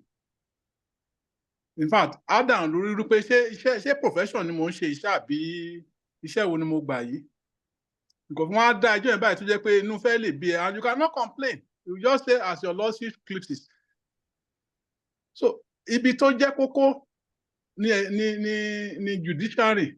Because kátẹ̀ ní legislative sọ ohun tí ò dáa tí executive náà gbé ìgbésẹ̀ tí ò dáa tó ń bá gbéra wọn lọ court the court will be able to pronounce the right thing but not in Nigeria.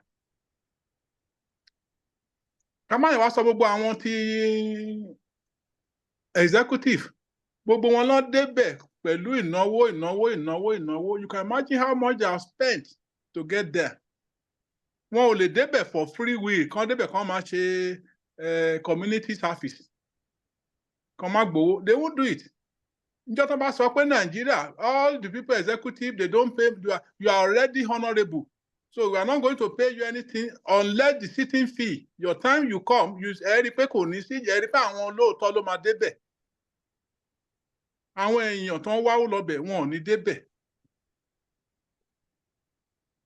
Ká wá sọ ti executive àná ni mò ń gbọ́ tẹ́nìkan sọ wípé 63% of those in the legislative they have one or two cases on their neck being prosecuted by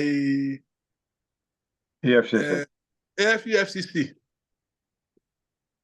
So ẹ tó wá wọ àwọn tí president wa kó jọ èmi òtítọ́ ò ní ká má sọ̀hún ó lè jẹ́ ọmọ Yorùbá jù bẹ́ẹ̀ lọ.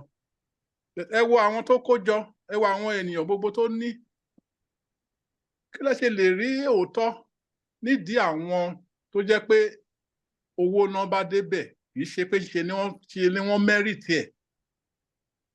They will not stand. They cannot. Owó ni gbogbo nǹkan Nàìjíríà owó ni. You can imagine somebody just fact tí èmi ò fẹ́ máa ka news in Nàìjíríà mọ́ because of ó máa ń ru mí nínú. Ẹ wo gbogbo strike táwọn executive pass nísìnyí tán ní kọ́kọ́ ilé 21 billion fún èèyàn kan ní tá à ń sọ yìí lórílẹ̀‐èdè Nàìjíríà tí wọ́n ra jet wọn náà non-six ní àwọn China gbẹ́sẹ̀ lẹ́yìn wọ̀nyẹn. I don't know where you are going. The center will not kò ní hold mọ́ because the people are not honest. Ẹ ṣé púpọ̀. Thank you. Thank you very much, sir. Barrister Tino. ẹ ṣé o ẹ̀yin ìyá mi àti bàbá mi. Gbogbo nǹkan tí everybody sọ mo adopt ẹ̀, and then mo kàn fẹ́ fi one or two things kún ni.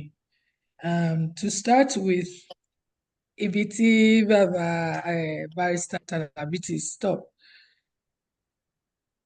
on the executives àti judiciary nǹkankan.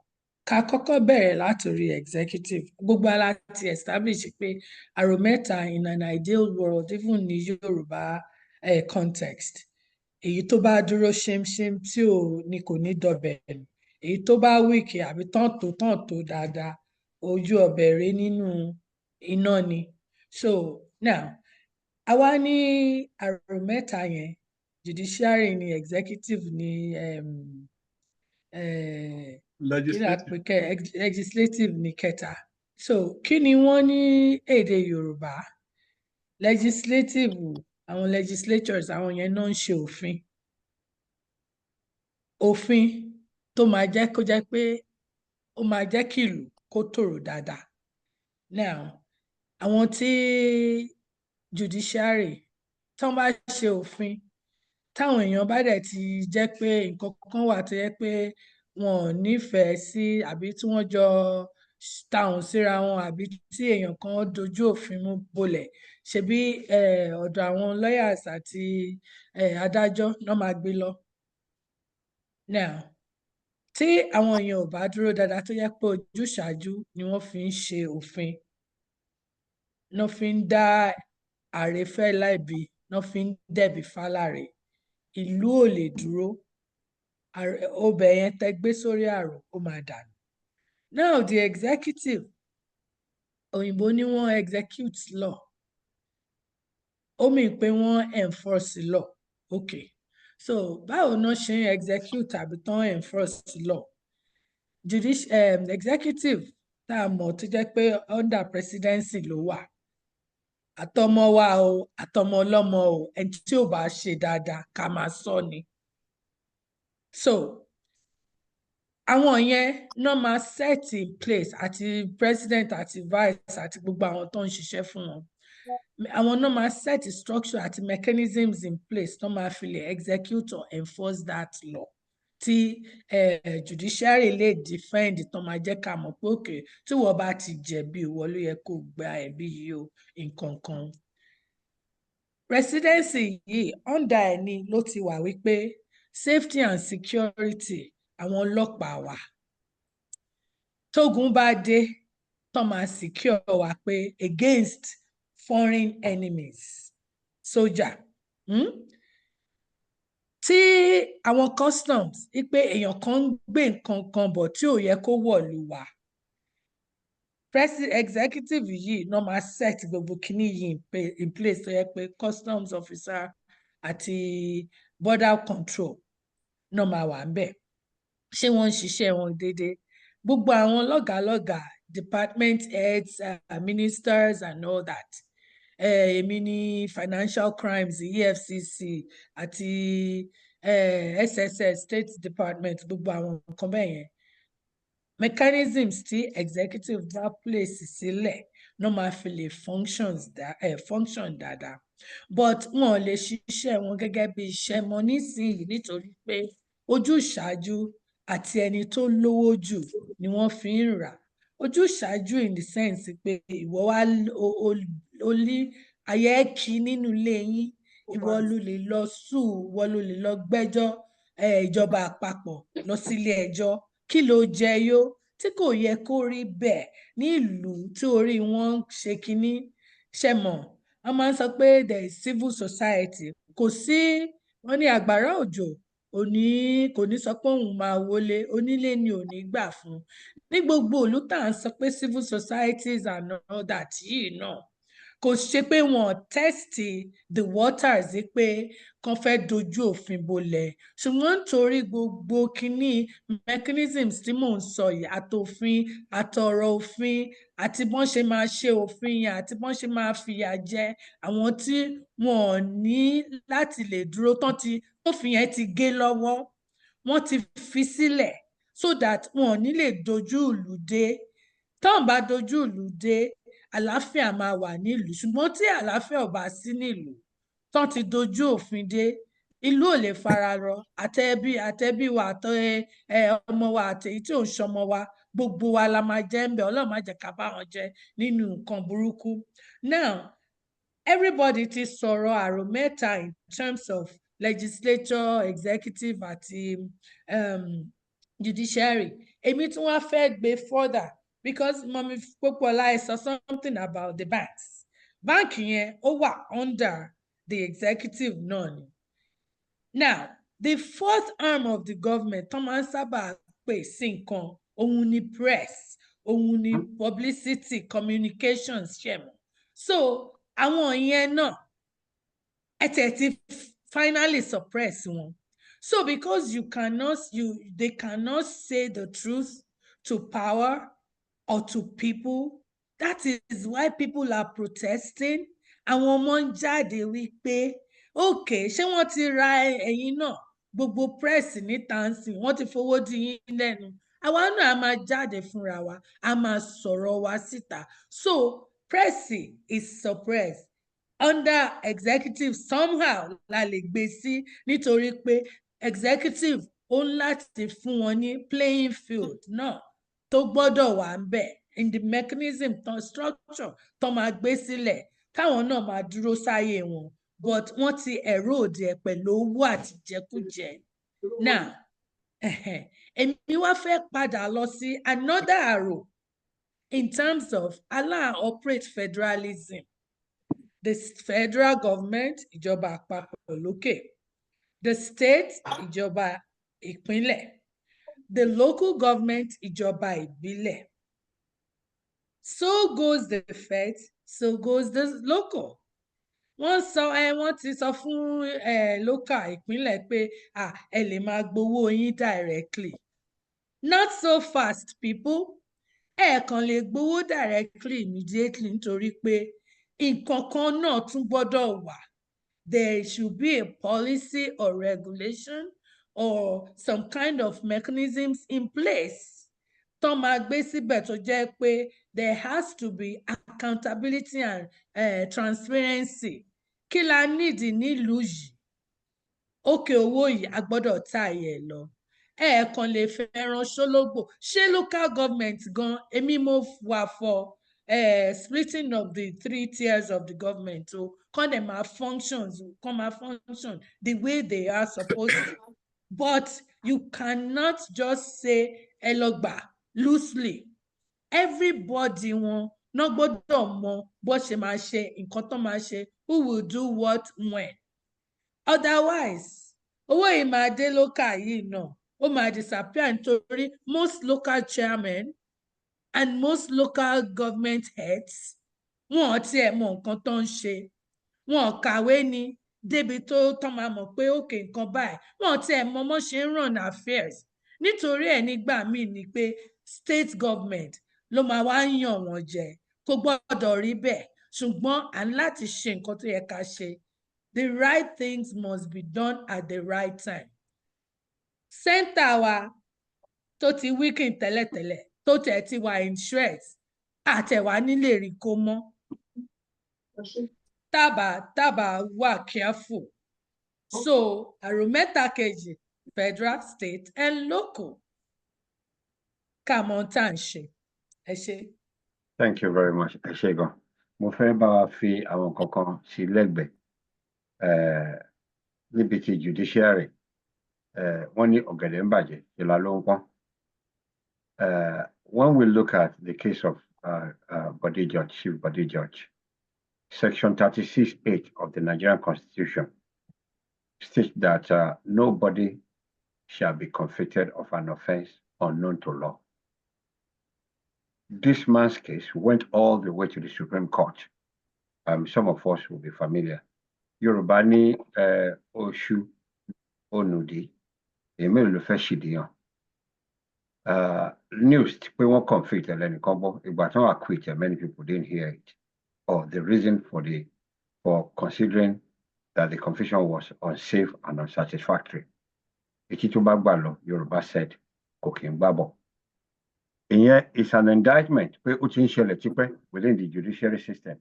If a man can spend over 2 years in prison, only for the Supreme Court to decide that the offense for which he was convicted was unknown to law, you begin to ask yourself, how many lawyers on both sides shall look preside over it? Because a case just don't come from magistrate to jump to the Supreme Court. So if that can happen to I'm not saying it's a saint, but if indeed the judiciary is the last hope of a common person, what are the hope for many people, suspects who are on the remand within the judiciary in Nigeria, when you find people like Cecilia Ibru, who spend the time to commit offense, to pay hospital, and it's still happening. Like Barrister said earlier, a lot of them still have cases. If you need somebody, go and say no more. Your sins are forgiven. That's just one example. Then Dr. Ifule, when we talk of the executive, in your experience, because one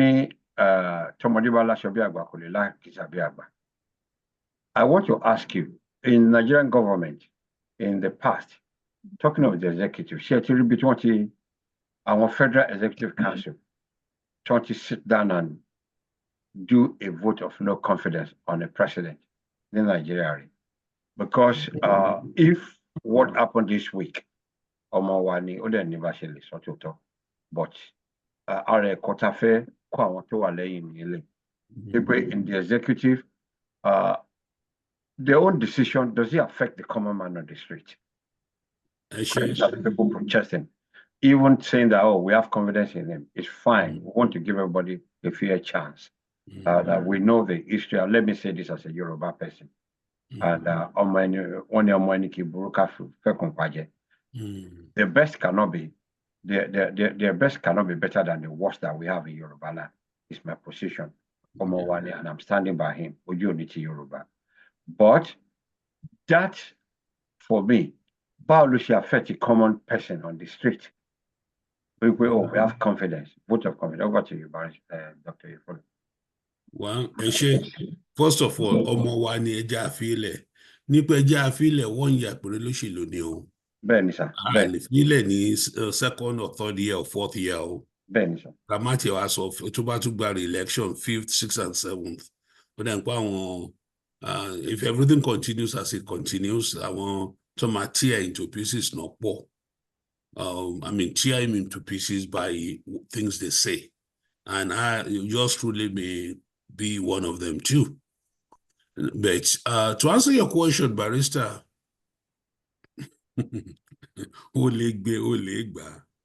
ṣé Buhari ló máa ní pé no confidence fún Tinubu ni? Olè tó ti still wà blind. Tàbí amúkùn Babangida. Ṣé ìyẹn ṣe mọ̀ pé olè Ọbásanjọ́ ò yọjú? So they're all bunch of thieves. Any executive to meet the criteria for being called a human being in Nigeria for a long time. So we, of course, vote confidence in idea one of them to vote no confidence. BAFCC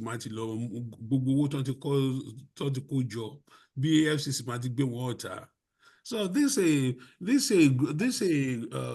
gang of dishonorable men, all our head of states. Back to you. Thank you very much, sir. See, any of the panelists have anything to say about it? I'll throw it open. Maybe Mama Wasandra Kukola will be. Enjoy down, Mama Kukola. Tell you that question is like a red rag to a bull. with that question, everybody, yeah.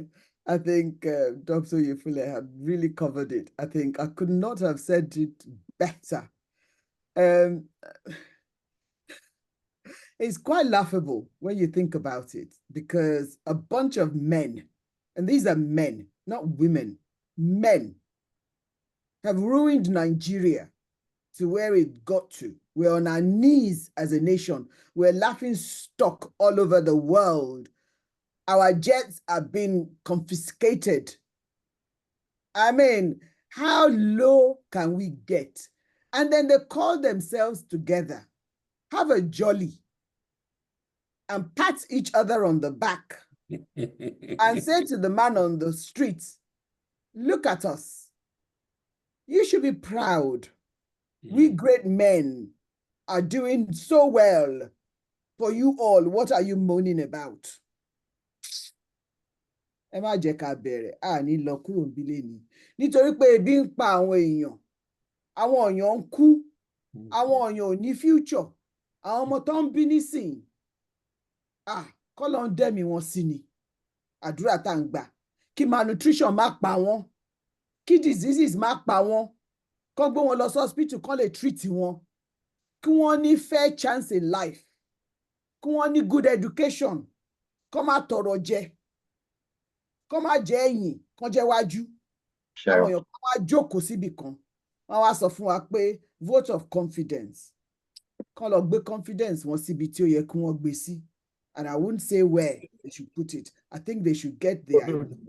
Because the bunch of people that do not care at all. They might say nítorí pé wọ́n ń ṣiṣẹ́ àárín ni throughout the years since 1960. Àríṣẹ́ ọwọ́ wọn. The street speaks for them. The street. Come on one street in Nigeria, it will speak for them and their accolades. It will speak for their achievements. And let us see whether they will be proud of it. Come on, Los Asurok. They should have gone and go around the streets of Nigeria. Come on, test them. We have vote of confidence. Toba was so proud of what they've done. They should go to the streets and go and test it. With no army, no nothing. They should walk the streets like every other politicians around the world in the same country. That we see them on the tube, we see them on the buses, we see them on our streets, we talk to them, they knock on our doors. They should try it. Come ask of me, pay vote of confidence. What? Jokers. Move on. Thank you. Moving on, I think. Okay. That's you. Mo kàn fẹ́ fi kó ètò lẹ́ni fún abala question eléyìí. Everything tí gbogbo yìí ti sọ, I just love it. But I can't but to also say pé ṣé Mọ́mí Pópóọlá ẹ tiẹ̀ nífẹ̀ẹ́ wọn lẹ sọ pé kí gbogbo wọn kàn lọ. No, nǹkan tó yẹ kàn ṣe ni wípé each one just go to your constituency. Èmi Tinúadé Akínsọlá kọ́ ní kí n lọ sápọ́ngbọ̀n. Tí n bá lè rìn títí Àpọ́ngbọ̀n, Ológbòwó, Òkè Àárín, Olúwọlé, gbogbo ẹ̀ tí n bá lè wọ ọbẹ̀ yẹn, tí mo lọ tí mo bọ̀, tí nǹkan kan ò ṣe mí, tí mi ò lọ́lọ́pàá, tí mi ò ní ẹnì kankan lẹ́yìn mi, tí mo tán dẹ̀ nǹkan sára sí mi, ẹ kú iṣẹ́ sà, ẹ kú iṣẹ́ mà, ìyẹn náà fi lè jáde láti lè wá sọ wípé àwọn ní vote of confidence. In fact, wọn ní ìdí láti sọ. Àwọn tí mo rí lórí títì, àwọn ìyá tí mò ń fún lóúnjẹ, àwọn ọmọ tó wọ́n ń lọ sí school, tí iléèwé wọn tí kọ̀ǹpútà wà ń bẹ̀, tí chair kún bẹ̀, tí òjò rọ̀ kó máa pa wọ́n ní rúùfù tó ti já, àbáwọn tán ní table àti chair tó máa jókòó, àwọn tí wọn kì í jókòó sílẹ̀ lẹ̀, ọ̀nà tó dáa tí ò rí gbọ̀ngùn, gbogbo ọrọ̀ ajé tó ń lọ déédéé, àwọn ọmọ tán ti ṣetán ní school tán ríṣẹ́, gbogbo wọn. Bible sọ pé iṣẹ́ ọwọ́ èèyàn máa tọ̀yàn lẹ́yìn iṣẹ́ mi. So iṣẹ́ yẹn tí mo ṣe yẹn, òun ló máa speak for me. Èèyàn kan ẹ máa rí tán máa dìde pé àǹtí yẹn ó dẹ̀ wá sádùúgbò ńjọ́ yẹn o, torí nǹkan tó ń ṣe báyìí ló ṣẹlẹ̀ ẹyọ kọ̀ọ̀kan wọn ni o kán má lọ àgbájọ kán lọ lẹ́yọ kọ̀ọ̀kan lọ sí constituent wọn kán wá rí nǹkan tán máa sọ and then ìgbà yẹn náà ṣẹlẹ̀ kan sára síra wọn pé jẹ́ ń fúnra mi ní kinní bẹ́yìn mi mò ń yinra mi. They are dishonourables kò sí nǹkan kan tó dẹ̀ nínú wọn láti lè ṣerú ẹ̀ and Sherry mi ò advocate violence but I'm also saying pé tó bá jẹ́ wípé àwọn èèyàn wa yìí wọ́n sì ń ṣe in our faces now it's like wọn ti ẹ̀ care mọ́ in your face thing náà ń ṣe but tó bá jẹ́ wípé ẹni tá a fi sórí àga mi ti ẹ̀ dìbò náà ẹni tán fi sórí àga as ìjọba àpapọ̀ tó ń mú gbogbo wọn even gọ́vnà náà àti local náà tí ẹni tó wà lórí tó ń gbá àwọn tí wọ́n ń ṣe ìwà burúkú yìí tó ń gbá wọn mú lọ́rùn ọwọ́ tí wọn ò lè jẹ tó dẹ̀ jẹ́ wípé òfin wọn ń fojú wọn dánrin tó fi ń ṣe nǹkan tó lè ṣe any one of them wọn ò ní máa replicate ara wọn láti máa sọ wípé kán máa kówó jẹ ní máa sọ wípé ká máa kó wọn pọ̀ nísìnyí mọ́ bóyá because nígbà tá a kéré náà ara àwọn èèyàn tó ń kówó jẹ ń gbà yẹn but at that time ó wà staggered kò common nísìnyí they don't care about us wọn ò care mọ́ because àìfìyàjẹ wọn náà fi ń ṣe bẹ́ẹ̀ tí a bá bẹ̀rẹ̀ sí ní dìde tá à ń fìyà jẹ ẹni tí ìka tọ́wọ́ yẹn ti gé tó ṣẹ̀ tí òfin gé wọ́n máa jókòó wọ́n máa tọwọ́ ọmọ wọn báṣọ ni tí ò dẹ̀ sí wípé iye owó tí wọ́n ń fún wọn sìn wọ́n ń fún wọn ní pant allowance wọ́n ń fún wọn trousers allowance newspaper pen allowance gbogbo nǹkan náà fi ń fún yín wọ́n fi ń tẹ́ yín lọ́rùn still ẹ ṣì ń kó owó níṣẹ́ ló dàbíi pé I mean I just look téèyàn bá tiẹ̀ tún wá jí owó ẹ fi ṣe nǹkan kan ní constituency wọn ẹlòmíì ò tí ì dé constituency in a long time kò tiẹ̀ mọ length and breadth ibi tó dé until tó máa fẹ́ tún wá canvas fún ìbò that's when they now go there àwọn èèyàn adẹ̀ jókòó adẹ̀ ń wò we should not just káwọ́ gbéra anymore. We should protest within the confines of the law and come more. The other day, wọ́n fi ojú àwọn ministers àti department heads tí wọ́n rò pé wọ́n ti jí owó Burkina Faso ni o àbí Gambia ni o even Ghana ń bí báyìí kì í ṣe àwọn military mò ń sọ yìí o àwọn ọmọ ìlú open showing tí Bible sọ pé òun máa fi wọ́n ṣe làwọn èèyàn fi wọ́n ṣe I don't want John good justice but àfàìmọ̀ that's all I'm gonna say. Thank you. Tí ní lọ àti sọ nǹkan mẹ́ta we'll get with the judiciary, the executive, now the legislative arms. Yorùbá ní kí n fìyànjú ìyàwó di kó má lè gbé adìyẹ. The news broke during the week because somebody was proposing a bill, a legislator in Nigeria, and we talk about putting a square peg in a round hole, sat down and he was proposing a bill. You just mentioned about doing things within the ambit of law. Section 39 of the 1999 Constitution as amended, as highly repudiated as the 1999 Constitution is, states that it guarantees the right of freedom of expression for citizens, right? Which includes the right to hold opinions, receive ideas and information, and be free from interference. The right is considered a fundamental human right of Nigerians, along with other rights such as the right to life, freedom of thought, and freedom of movement. This guy sat down and he was drafting a bill. Could anybody to propose if we can Nigeria split, we can recommend 10 years. Number one, he has demonstrated, this is a legislator in our country. He has demonstrated that he doesn't even have any knowledge of the Nigerian constitution. Is ignorant of the fact that Nigeria is a member of the African Union, because the African Charter states clearly our inalienable right to self-determination, and is actually not aware that we're a member of the United Nations. Sister Tino, what do you have to say when we say that it's part of the center? I want to officially relate. These are the people. What do you think? What do you have to say to this anomaly that we're experiencing in Nigeria? Ẹ̀yin barrister, mo gbà mí ẹ wò kó máa sọ fún yín gbà mí tẹ́ bá ti ń béèrè questions ẹ ti sọ lọ ẹ ti sọ bọ̀ ẹ ti máa wá throw ẹ ti sọ already.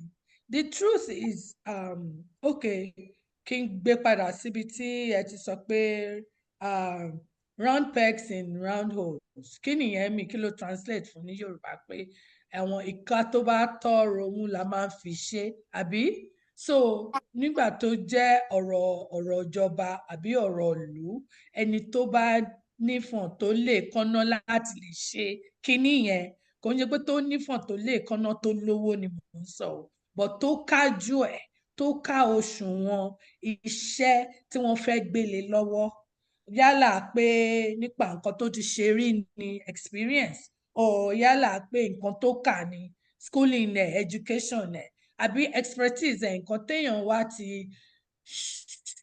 múra ẹ̀ síta fún, ó ti distinguish ara ẹ̀ wípé irú nǹkan báyìí, irú ìlú táwa ń gbé, lọ́yà nígbà táwa ń school ní Ifẹ̀, gbogbo ẹ̀ náà ń kọ́ wa, but níbi tá à ń gbé yìí, àwọn nǹkan kan wà tẹ́ pé subject matter kan wà tẹ́ pé tán bá dárúkọ, yóò dàbí tí má sọ̀rọ̀ human rights nísìn ní Nàìjíríà, èèyàn tó máa rántí á máa ní Bàbá Fálànà, Gani Fáwẹ́hìnmí, irú nǹkan bẹ́ẹ̀ yẹn ni mò ń sọ. So tẹ́ni yẹn ti distinguish ara ẹ̀ fún irú subject matter or irú ọ̀rọ̀ yẹn, irú àwọn èèyàn bẹ́ẹ̀ lèèyàn máa ń gbé sí nǹkan àwọn yẹn nìka tó tọ́ láti fi ro imú yẹn is issue tán gbélé wa lọ́wọ́ àbí nǹkan tó ń ṣẹlẹ̀ nílùú wa. Tẹ́ bá kó gbogbo wọn síta, mo mọ̀ bóyá mo ti sọ lórí ìkànnì yìí rí, ẹ move it too high, àwọn tó ń pera wọn ní senate àti rep at the federal level, ẹ gbé wá sílẹ̀ ní local government. 1994 ni mo serve ní Katsina, Malumfashi local government ni mo ti serve. Nígbà tí mo dé local government yìí ní Katsina, ẹni tó jẹ́ bíi chairman local government àtàwọn tí wọ́n ń ṣiṣẹ́ fún wọn, mo ké níjọ́ yẹn nítorí pé wọn ò tíì ní primary school education ni, àwọn tó ń ṣiṣẹ́ lábẹ́ wọ́n kàn wá gbowó ni. Ẹni tó wá jẹ́ bíi chief accountant, ìyẹn gangan ló gbọ̀n mí lẹ́kún nítorí pé ẹ̀gbọ́n mi tí mò ń sọ̀rọ̀ ẹ̀ lénìí pé wọ́n ti kú 2 years yìí. Nígbà yẹn àǹtí mi yìí, ó ti ní ICAN, she was chartered. Ẹ̀gbọ́n mi ò ríṣẹ́, post office, US post office, nítorí ìyàwó uncle wa kan tí wọ́n ń ṣiṣẹ́ ń bẹ̀, tí wọ́n ní Tèmiládé jẹ́ kí n bẹ̀ wò kó wá ṣe clerk àǹtí mi ń ṣe, tán kan level bóyá 4 kìíní kan. Ẹni tó ní ICAN, wọn ò tiẹ̀ gbé nǹkan tí ó charter lé lórí, wọn ò gbélé lọ́wọ́. Meanwhile, mo wá wà ní Katsina local government yìí, ẹni tó wá lóhun chief accountant, èmi tí mo ṣe high school accounting tí mo gba C6 àbí C4 ni mo gbà, mi ò lè ṣe irú iṣẹ́ yẹn ní Èkó lọ́dọ̀ mi. Ẹni yẹn ò ní nǹkan tí mo ní, school start level o, mi ì tí ì ṣátà o. Òun ló jẹ́ chief accountant lókè. So ẹ wá imagine at the local government nìyẹn o, ẹ imagine àwa tán wá kó sí general assembly nítorí wípé mo ní bàbá àsàlẹ̀ tó lè fowó bá ìbò jẹ́ láti lè gbé mi síbẹ̀. Ẹ wá ní kán rorí, ẹ wá ní kán mọ nǹkan tán fẹ́ ṣe. Ẹ wá ní pé ó fẹ́ mọ̀ pé Nàìjíríà lọ sí ó jẹ́ signatory sí UN charter kan, àbí pé West Africa la wà and Africa la wà, AU kan la jẹ́ member ń bẹ̀. Kò lè mọ̀. Bọ́dẹ̀ tí ẹ̀ mọ́ náà, in your face thing náà ṣe sí wa bí mo ṣe sọ. Wọn ò care àmọ́, they are very wicked people. Now, o fẹ́ suppress, o fẹ́ impose 10 years for what? And that is to silence. They want to silence the opposition. So if they cannot help us, if we don't have a representation in-house, how can we move forward as a nation? Ẹ wá ní pé even tá bá fẹ́ kó gbogbo wa jọ pé ká wá ṣe constitutional kinní kan, ṣáwa la rán yín ni. It's really very sad. You are muted, Barrister.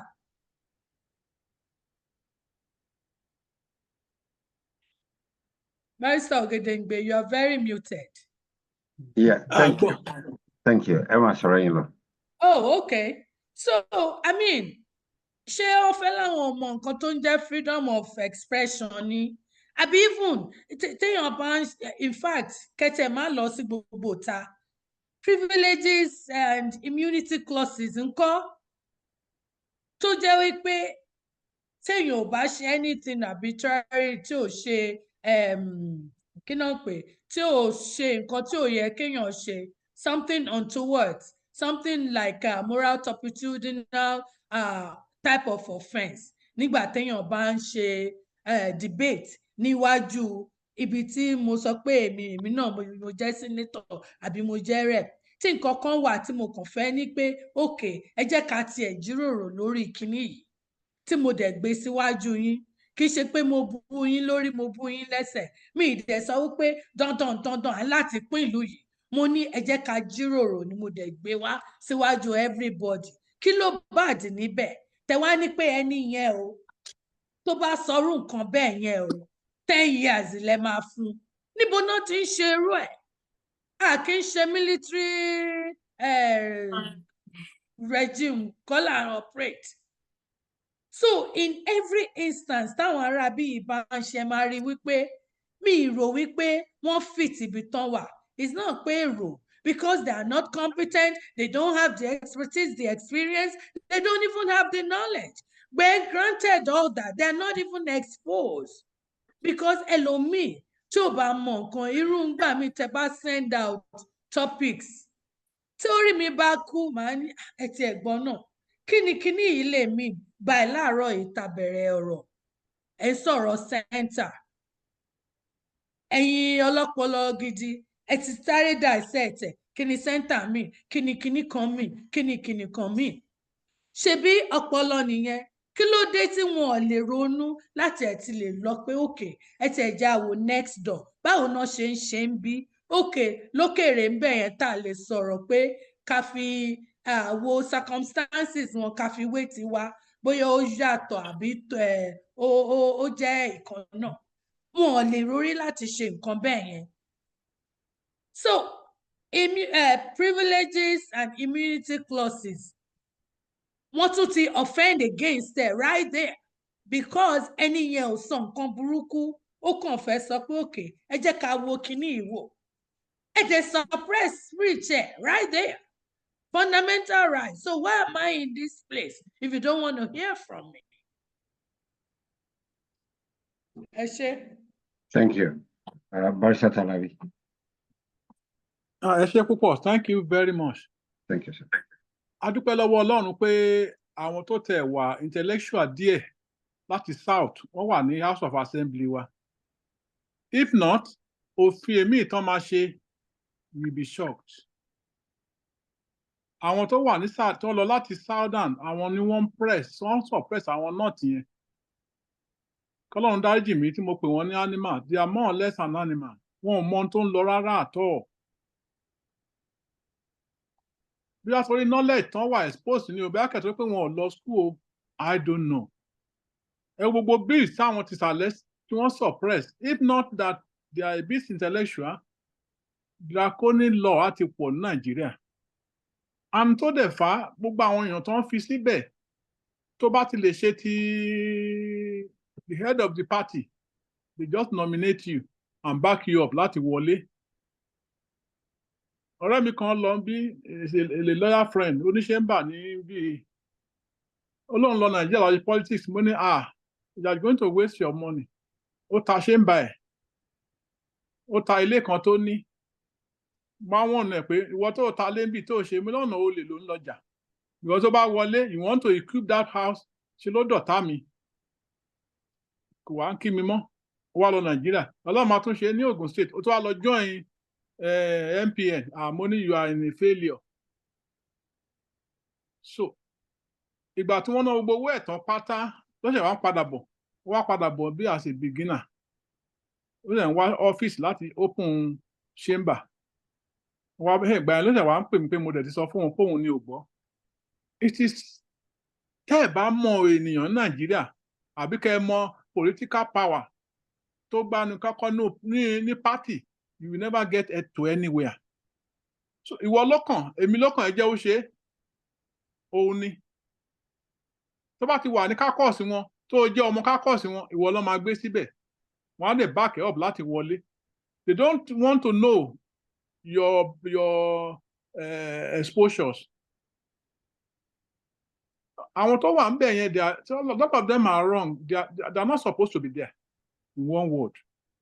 So àwọn tí wọn ò ní knowledge tó wà ń bẹ̀ kí ló fẹ́ kí wọ́n ṣe ẹlòmíì ò ka constitution rí nínú wọn. They don't even know what the law says. So they just some tó wù wọ́n pé ìwà tó wù yóò dá. You can imagine somebody shouting saying something of freedom of expression. Go express ààrẹ. Why is he in the house? Ẹ fẹ́ ṣòfin tó máa ban nẹ̀. That is very wrong. Oh, mi ò tí ọ̀nà wá ìjìn. The center will not hold because of all these behaviours tá à ń ṣe. Gbogbo ẹ̀ náà láti mẹ́nu bà. If the center if it can be ordained pé ẹni tó máa débẹ̀ kò gbọ́dọ̀ mọ anybody òde náwó owó tó ń tẹ̀ ń lọ gbà ń bẹ̀ is free. Irú community kìíní tá à ń ṣe mí báyìí tó jẹ́ pé it's just interest kó kàn lọ bá wọn jókòó kó dẹ̀ fún wọn ní advice kó dẹ̀ ṣe tó gba kọ́bọ̀ ń bẹ̀. Ẹ rí i pé àní àwọn olóòótọ́ mo ti sọ lẹ́ẹ̀kan àárí àwọn olóòótọ́ àtàwọn tó wá síbẹ̀ gan-an táwọn máa pè ní honourable kò ṣe àwọn dishonourable people tó wà ń bẹ̀ yìí. Tá bá wò ó tá bá kó lẹ̀ ká tún dá àwọn tó wà ń bẹ̀ yẹn bí i 1% wọ́n lè merit position yẹn bí i 1% ìpalà máa fi rí 1%. So round hole square peg ò lẹ́bà wọnú round hole so we are lè find the round peg tó máa wọnú round hole ní Nàìjíríà because of our behaviours. Ẹ ṣé púpọ̀. Thank you. Our Dr. Yefule.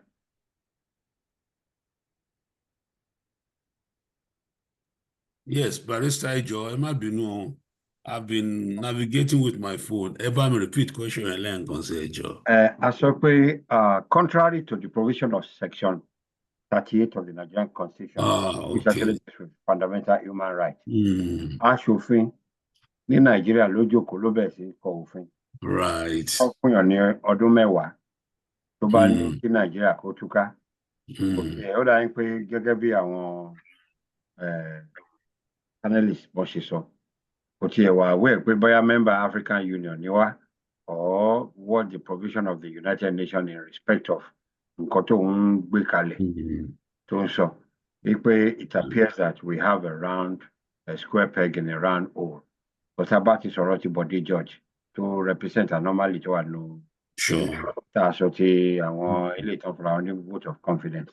Àwọn àjùrò kẹta náà ká tó ń sọ wípé èwo ni Bọ́lá tún já sí wàyí o pẹ̀lú àwọn tó sùn tó dẹ̀ jì on the wrong side of the bed tó ní kí ọmọ Nàìjíríà má lè express ara wọn. Ìyẹn la ní ẹ̀ náà dá sí. Ẹ ṣe okay mo rántí dáadáa I think that well. Mo rò pé àwọn tó ń sọ̀rọ̀ síwájú wọ́n ti sọ gbogbo ẹ̀ wọ́n àdẹ̀ ní sọ̀rọ̀ tán What do we expect from people like àwọn tó ń ka standard 4 the senators àti members of House of Rep? That's what to be expected from them. But I ní pé kò sí àrò mẹ́ta tá à ń sọ yẹn, kò sí ìkankan nínú àrò yẹn ní legislative, except bí Barrister Talabiti sọ pé maybe 1%. More concede pé maybe 1% of them wọ́n lè constitute àrò. Ṣùgbọ́n how about the 99%? Irú máa tó ní pé kó máa sọyàn sí ẹ̀wọ̀n 10 years tó bá voice pé tó bá voice opinion wọn. This is a man who is not capable of understanding basic tenets of democracy or basic tenets of democratic process. Ó dẹ̀ wà ní House of Rep. Ó dẹ̀ fẹ́ ṣòfin.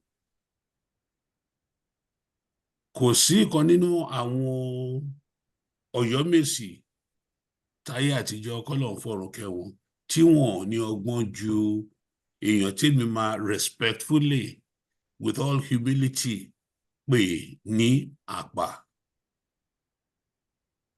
Because that's the best word mo lè fi describe it. Pé ẹni bá sọ̀rọ̀, ẹni bá sọ peace of mind there, nǹkan tó wà lọ́kàn ẹ̀ nípa country kan fi sẹ́wọ̀n for 10 years. To be honest with you, when I first read it last week, I actually burst out laughing. I did burst out laughing. But how can such a thing be? Bet only in Nigeria. That man paid 300 million naira for position láti gba ticket. So what do you expect from him? I'm bullied that he read 300 naira or 300 million or 200 million or whatever to back by away. Where did he get it from? He stole it. So legbe o legba. Tí o le bá dé the legislative House of Rep or Senate or kí ló máa ṣe? Just exactly what that man did. That, I mean, inflating next to Matu Shekotu inflate salary up, but we shall till percent one legislative piece of work, you know. So this to be expected from these people. Me more, but one thing I tell you, Nikwe, such a thing may not ever happen in a Yoruba legislative arm. Yoruba. Mi sọ pé kò lè ṣẹlẹ̀ ní Yoruba ní Southwest State lẹ́ni òyìn kọ́ mo ń sọ o. Mo ń sọ ní pé a Yoruba legislative arm that subscribes to the Ọmọlúwàbí ethos. Tó mọ̀ ní pé iṣẹ́ lóògùn ìṣẹ́ ò gbọ́dọ̀ jalè. Kò sẹ́ni jalè ó máa pààyàn. You know that. Kò gbọ́dọ̀ ṣẹlẹ̀ ní Yorùbá legislative arm tó yẹ pé èèyàn mọ̀ ní pé service to the community ní essence of politics. But ní àmúlùmálà of 1914 tó wà codified in 1960 and 63. Àbọ̀ ẹ̀ náà la ṣe ń rí ní 2024. Country or the center will always fall into pieces. The center will never hold and come back in 2084. That's 60 years from now. You have, as long as this rubbish exists, it's going to happen in 2084.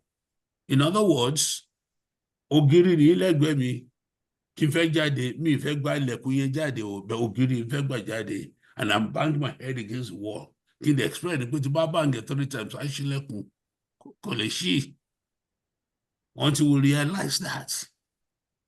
Until we realize that, we might as well go our separate ways. Kind of form legislative arm of our own government in the Southwest.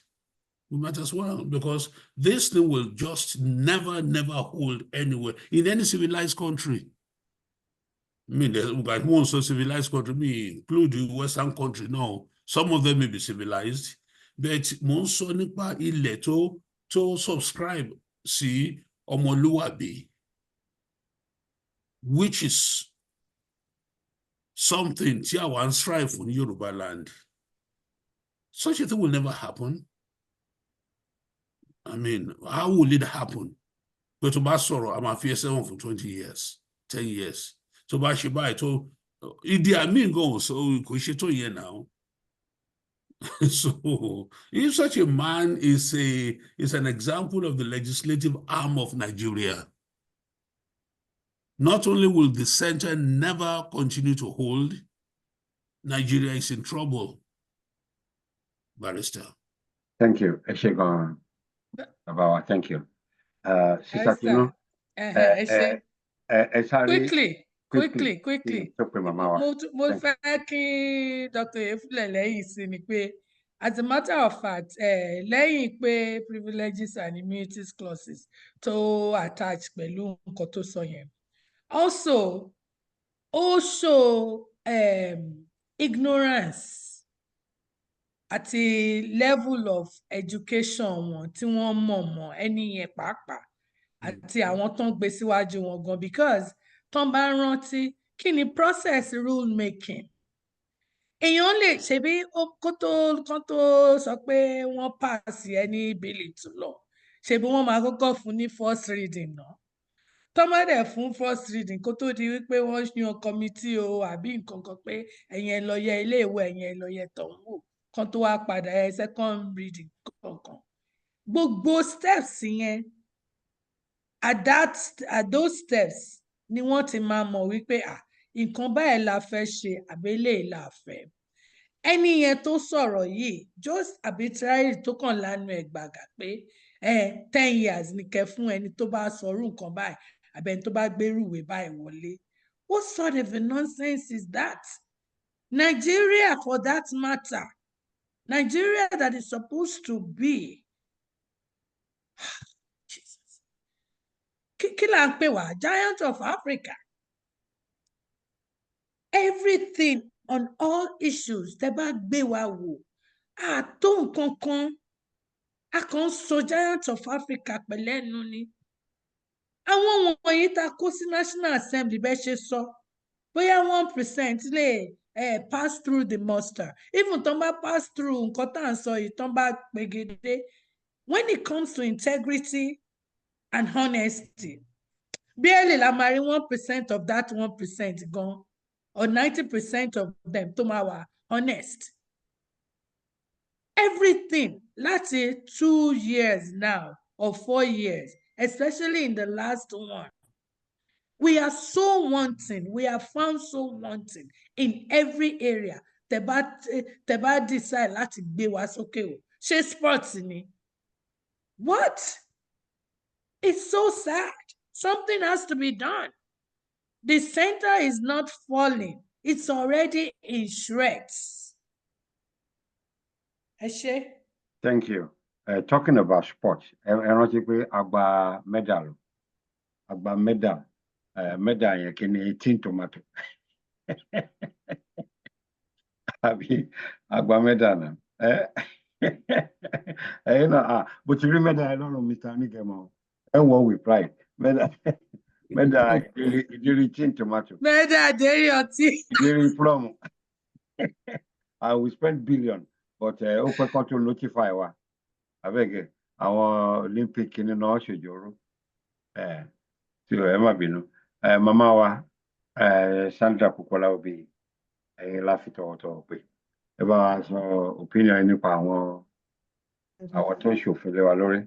Ṣé rí gbogbo àwọn tó ti sọ̀rọ̀ síwájú, Dr. Efule, Sister Tinu, Barrister Talabi, wọ́n ti sọ, ilẹ̀ ti kún. Ṣùgbọ́n ṣé rí nǹkan tó bá téèyàn fẹ́ ké sí fún láti máa rẹ́rìn sí ni ń lọ́rọ̀ nǹkan tí bàbá yẹn ṣe. Ó dàbí ẹni pé jungle ló ti ń gbé látijọ́ yìí. ó ti ń gbé abẹ́ abọ́ kò rí nǹkan tó ń ṣẹlẹ̀ ní gbogbo àgbáyé yàtọ̀ sí Nàìjíríà. Ó dàbẹ̀ ni pé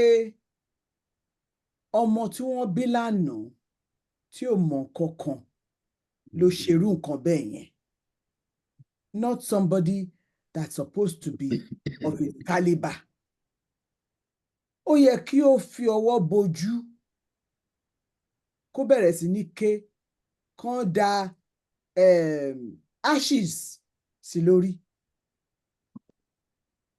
for faux pas to commit. Mi ti ẹ̀ rí language tí mo lè lò láti fi describe irú nǹkan tí tó pè rẹ̀ ní the legislative arm of Nigeria. I'm not talking about local government or state of Nigeria.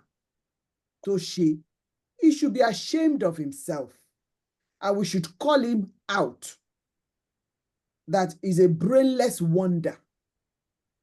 A brainless wonder. Because kò mọ the basic human right, kò understand what basic human right means.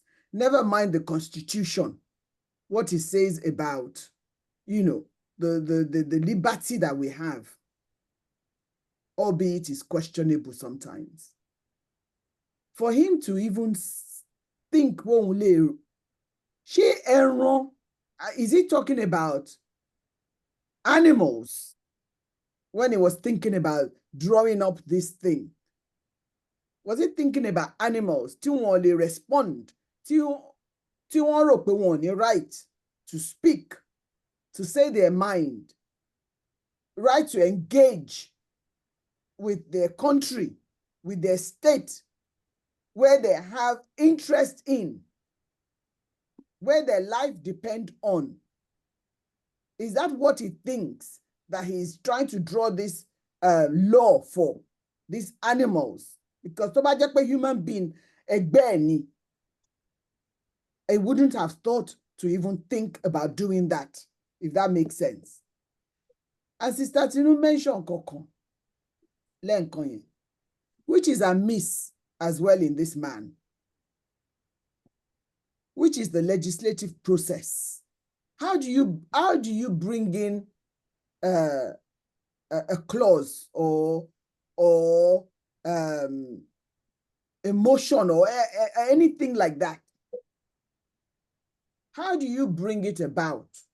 There are processes, and he failed to follow the due process, because it's either that he's arrogant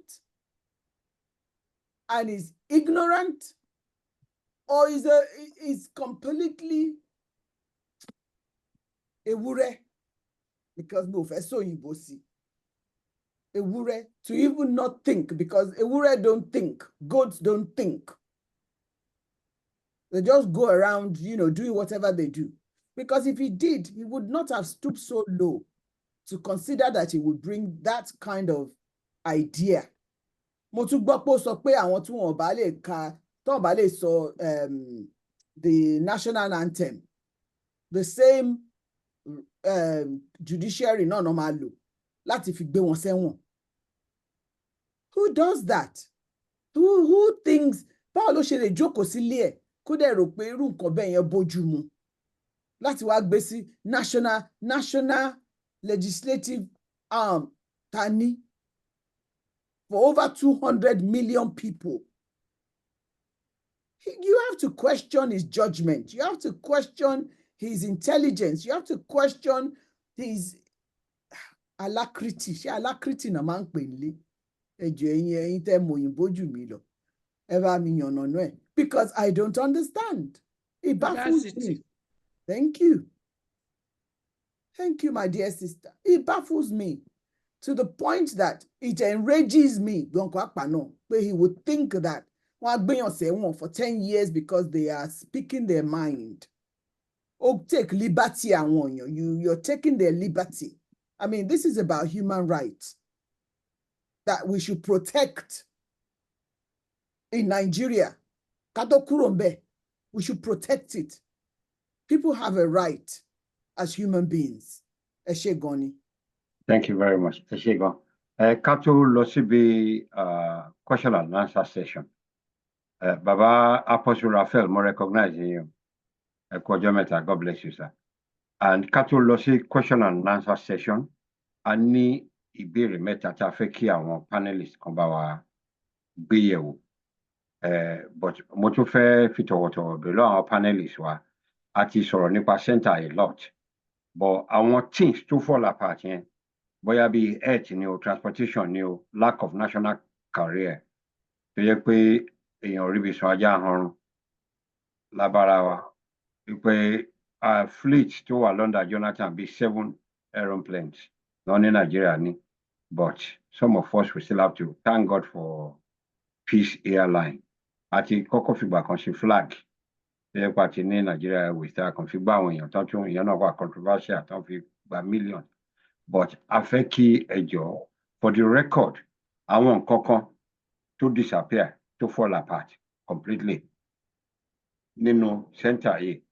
Bí when I was growing up, we have what do you call it? Omi.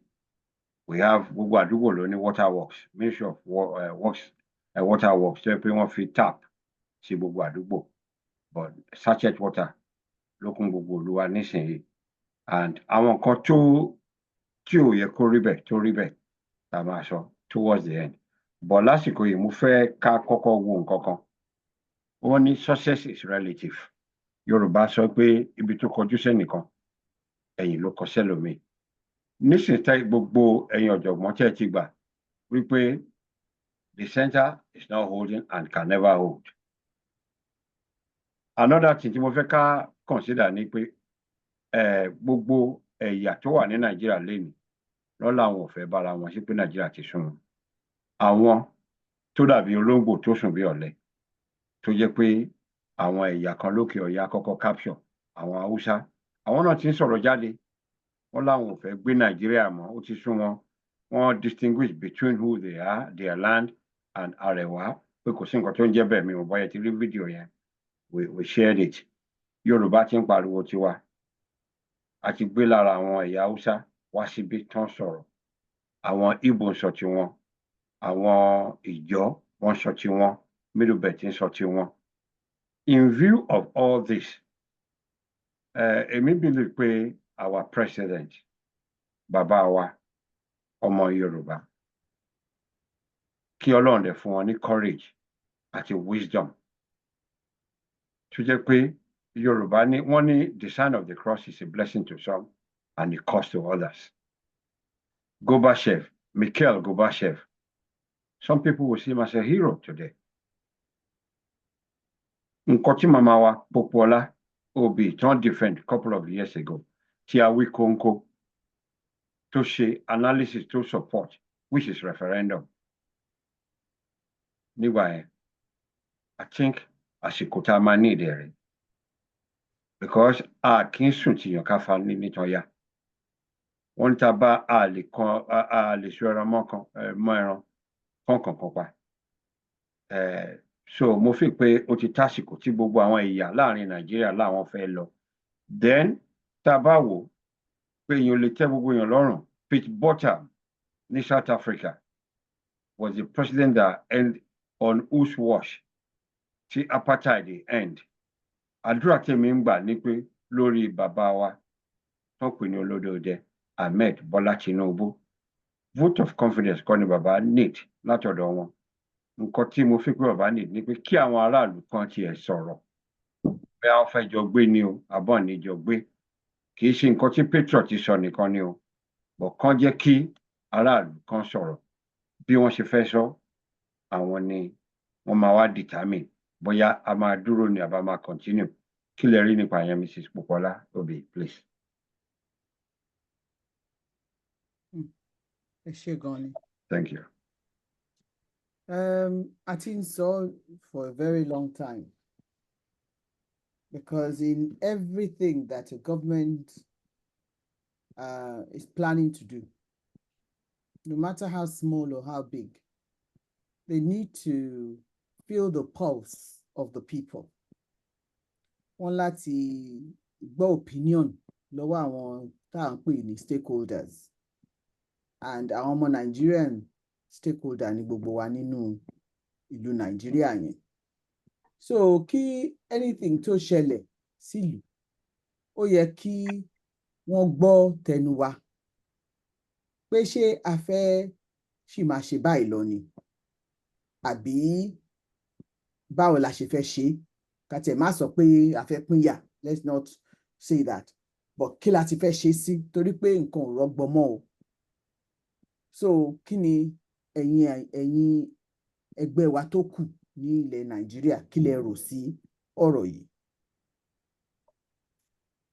Àwọn èèyàn kan lọ bá ààrẹ recently, wọ́n pera wọn ní patriots, wọ́n gbé lẹ́tà lọ bá, ó dẹ̀ sọ fún wọn pé right now pé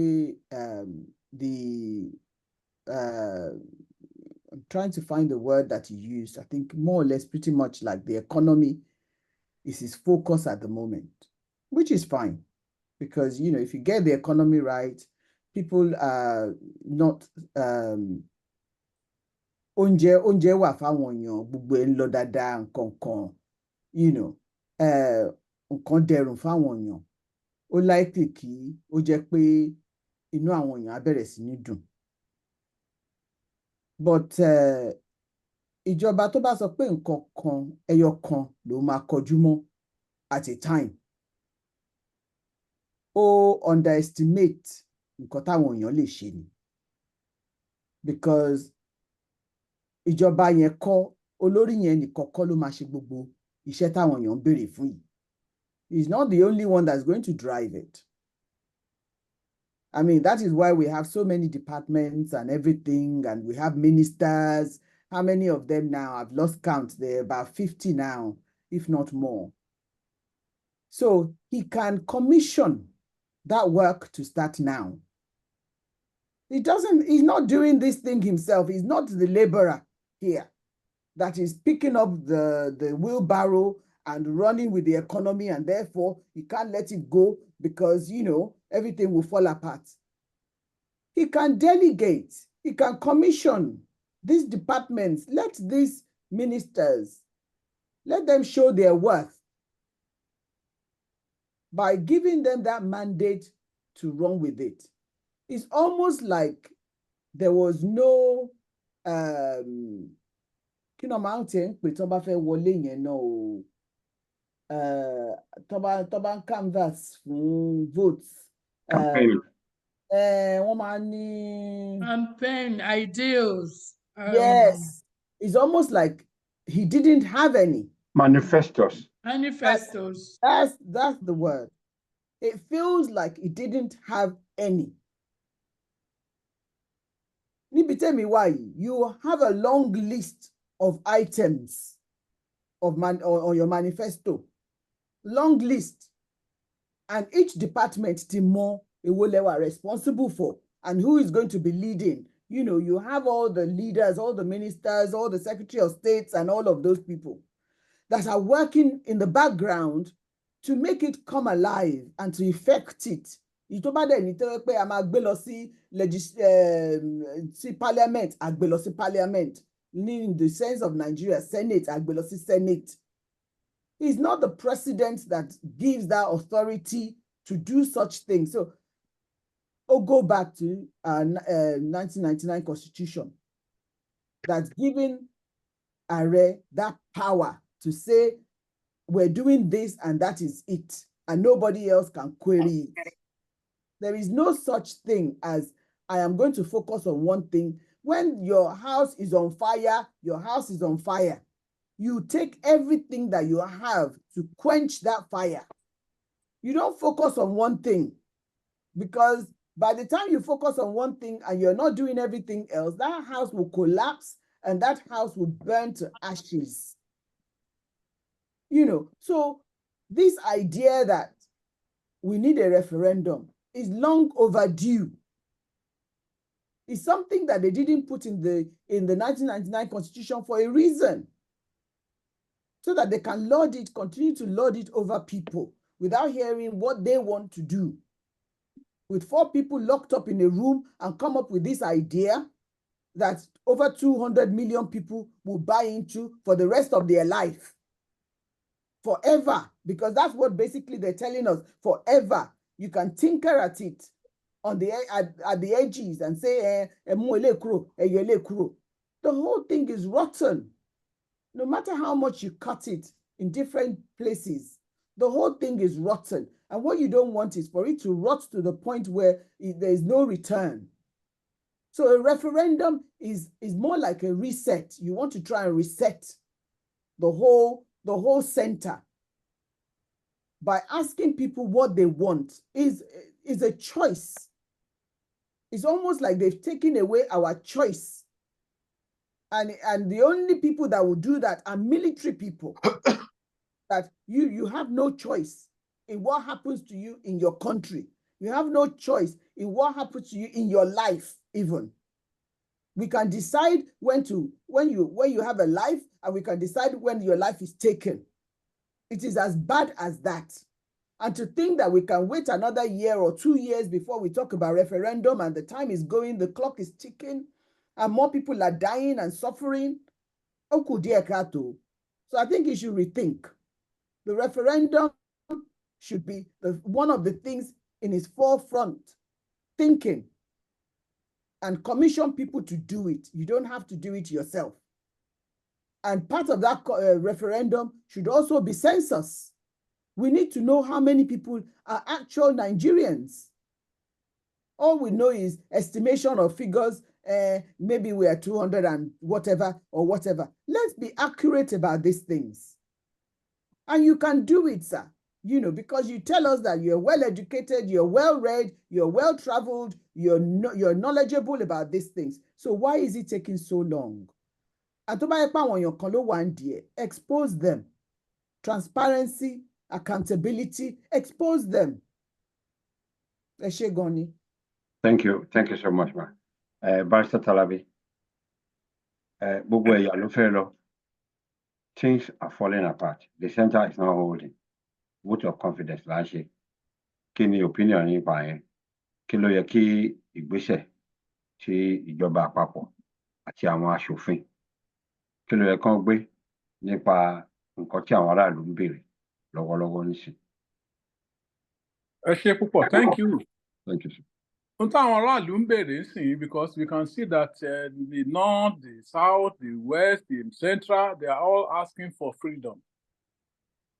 But because of what the executive who is to enact that bill are taking from the totality of Nigeria, or the benefit they are receiving, it will allow them to do that referendum. Nítorí pé ojú ò ká wọn láti wà lórílẹ̀-èdè Nàìjíríà. Nísìnyí ó fún wọn láṣẹ, ó fún wọn ní àǹfààní láti máa kó iye tó bá wù wọ́n jẹ, láti máa award contract, láti máa ṣe. But because wọ́n bá pín tó kákù bá wà lórílẹ̀-èdè, ojú ò ní lè ká wọn bẹ́ẹ̀. Ọ̀rọ̀ Nàìjíríà dàbí ọ̀rọ̀ bàbá tó fẹ́ ìyàwó mẹ́rin àbí márùn-ún, kátẹ̀ ní ká fi sílẹ̀ sí mẹ́ta. Olúkálùkù àwọn obìnrin yẹn ló máa du ti àwọn ọmọ ẹ̀ to get from that family. Ṣùgbọ́n tó bá jẹ́ pé ìkan bó ṣe ń lọ yìí, everybody will be stealing to their own detriment. Ṣùgbọ́n tí region bá dúró, ojú á ká àwọn tó wà ní region yẹn. So ntọ́n lè ṣe referendum, èkíní wá sọ pé kò sí nínú constitution. That is not in the constitution. As a result of that, they won't allow to do it. Because truly, it's not in the constitution. And 3, the regions, let's say the region, the nation in the nation, they are crying to go. They wanted to go away. They wanted to set themselves free. But the power who are there by crook or by whatever means, they will not allow it to happen. Except all these nations in the nation will be able to force themselves by revolution. If not by revolution, I don't think anybody will stand up, or any parliament or anything will stand up from legislative or from assembly or from Senate. We say they want to go, or let us pass it. They will be shouting them down. So that's where we have the problem. And executive won't do it.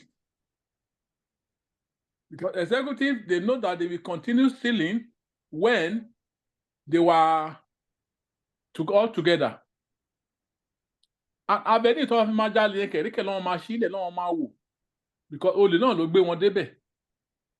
And owó òdẹ̀ tó lówó, wọn ò ní sọ pé àwọn ti lówó tó ẹ jẹ́ ká fi kíní ilẹ̀. They won't do it. They will continue to steal for their generation unborn. You can imagine a governor paying school fees for a child. This is just, oh no. Anyway, I don't think they will allow referendum. It's only the revolution of some people.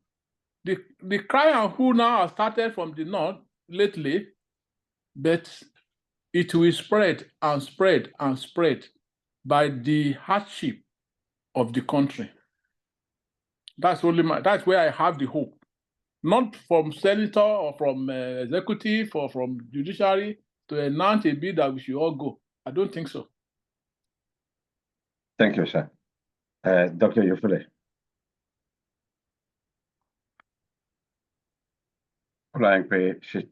Okay. Dr. Yufule. Yeah. Again, give me that question again. Okay, I will do that.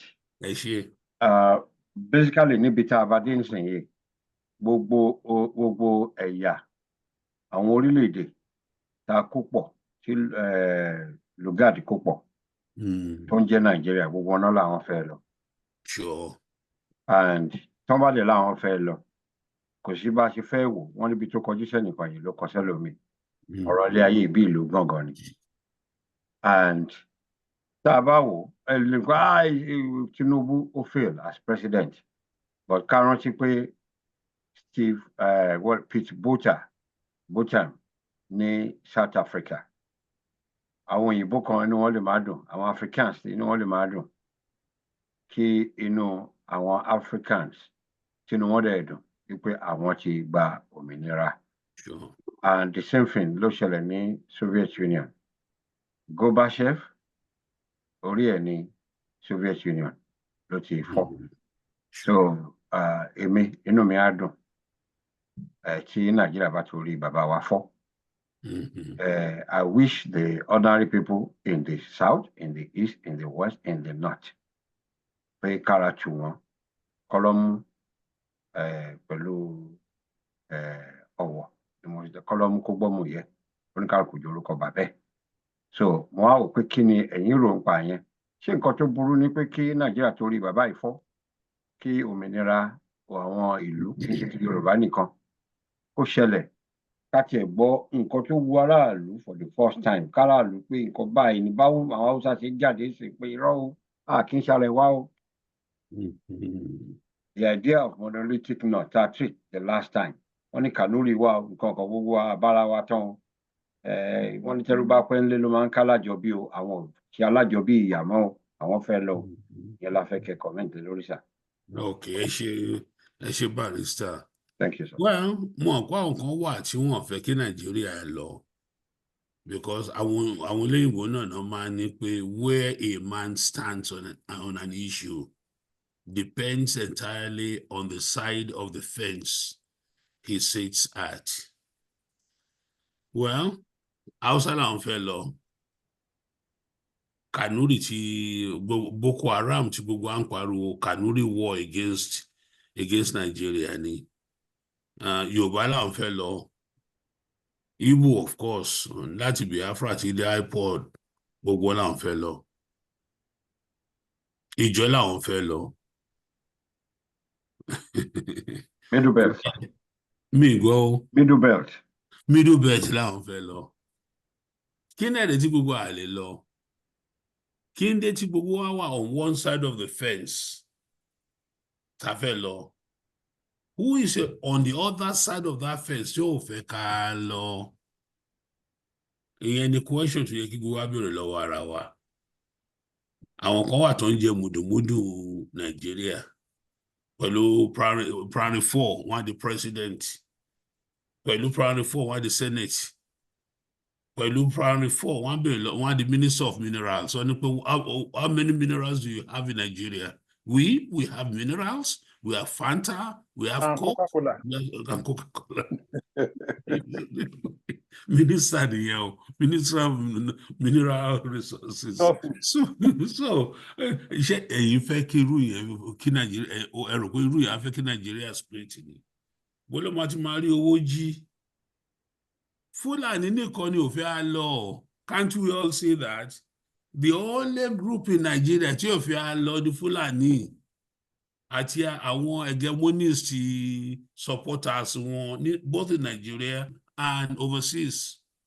Fúlàní náà máa ń ti ní US máa lọ bá, ní UK máa lọ bá, ní France máa lọ bá, tó wá fẹ́ enact anything nefarious anti-people policy ní Nigeria. Fúlàní nínú wọn máa ń dùn, the beast of no nation. There's no Nigerian Fulani. Gbogbo ẹ̀kọ́ ń parọ́ tán ra yé ni. There's not a single Fulani, a Nigerian Fulani. Because I know myself, yeah, we are Fulani, we live in Nigeria, but our people in Guinea, our people in Mali, in Burkina Faso, we are closer to them than we are to you, Yoruba. They are always closer to their fellow Fulanis. But these are beasts of no nation. They are aliens in Nigeria. They are destructive. Nothing good will ever come out of them for Nigeria. So when Nigeria ti wá ń pariwo sí, mo ní pé kíní kan wà tó ń dún lábẹ́ omi. Fulani-ness ni nǹkan tó ń dún lábẹ́ omi. Ẹ̀kọ́ rí kí náà tó ń ṣe báyìí, tó ń ṣe báyìí. Kíní kan wà under that water. It's Fulani-ness and all the nefarious people who have been supporting the Fulani since 1960. Àwọn ni Traore ní Burkina Faso ṣáà rí ẹ̀yìn wọn. Ó fún 1 days kan go out of Burkina Faso. Mali àti Niger náà dẹ̀ ti ṣe bẹ́ẹ̀. Lágbára Ọlọ́run Togo náà á ṣe bẹ́ẹ̀. Lágbára Ọlọ́run Senegal náà á ṣe bẹ́ẹ̀. These foreign agents náà ń push the Fulani káàkiri. So Fulani ní ò fẹ́ ká fọ́ àtàwọn agents wọn. But I will tell you, nípa sooner or later, ìgbà tí mo ti gbọ́ tí Hausa bẹ̀ sí sọ, I think they started about 3-4 months ago, tí obìnrin kan báyìí ló kọ́kọ́ sọ̀rọ̀ pé Hausa lòun ṣe Fulani, pé yàtọ̀ wà. Mo bẹ́ sókè enjoy it now, so very happy all day long. Pé finally, àwọn tó ní ilẹ̀ fẹ́ gbalẹ̀ wọn padà. Àwọn tó ní ilẹ̀, àwọn ọmọ onílẹ̀. Àwọn tó ní Sokoto, àwọn tó ní Kano, àwọn tó ní Daura, where the Hausas claim they came from, àwọn tó ní wọ́n fẹ́ gba ilẹ̀ wọn padà. Wọ́n ní kí ọmọ Usman Dan Fodio padà lọ́bí tó ti wá.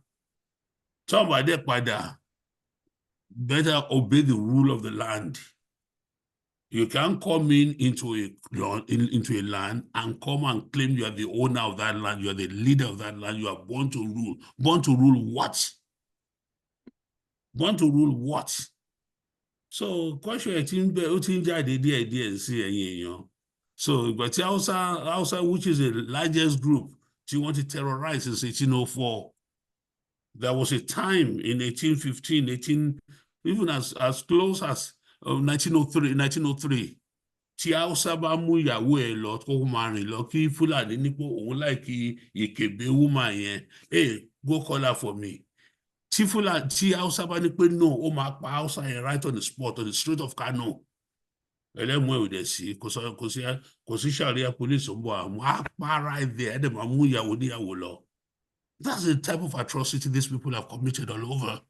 Otherwise, corner to man rape our 80-year-old woman. They've done this throughout history. Throughout history, that's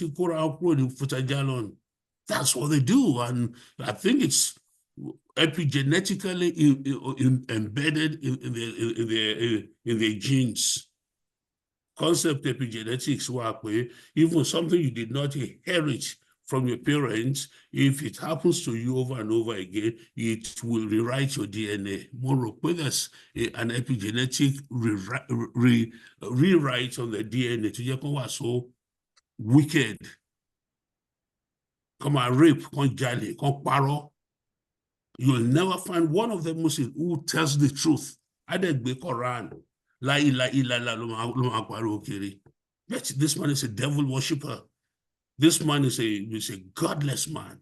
This man lies. If he tells you morning, you know it's night. Nigeria. So I want the condom Nigeria on nowhere the other side of the fence. So I'm thinking Nigeria break up. Bokwe boyani. Akalo lonko. Akwe baba. What do you think Baba and say? Barrister, back to you. Thank you very much, sir. Barrister Chino. Everybody saw so much, and I just want to say thank you, because I think especially so torí mo kọ nǹkan síra mi lẹ́ẹ̀kan nígbà tẹ́ ń béèrè question yẹn pé in view of the take on Nigeria, pé kí ni take wa on Nigeria in view of the Patriots Corps, and then I explain. Mọ́mí Pópóọlá sọ̀rọ̀ nípa stakeholders nǹkan kan. I read some of our manifestos they allude to. But nǹkan kan tèmi fẹ́ sọ, ó pín sọ́nà mẹ́ta, and using everything tí everybody ti sọ náà. Number one, inú mi dùn gbà tí allude to the fact pé okay, kò sí Nàìjíríà tẹ́lẹ̀tẹ́lẹ̀ until 1914. Because stakeholders being mo ṣe pín lórí mi ni pé Yorùbá so, the Ìjọ so, the Tiv nation, right? The Igbo nation too.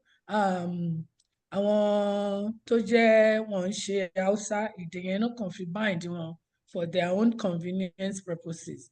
Borno, Kano Borno wà ń bẹ̀. Even in Sokoto wọ́n ní tiwọn. Gombe wọ́n ní tiwọn, Plateau wọ́n ní tiwọn.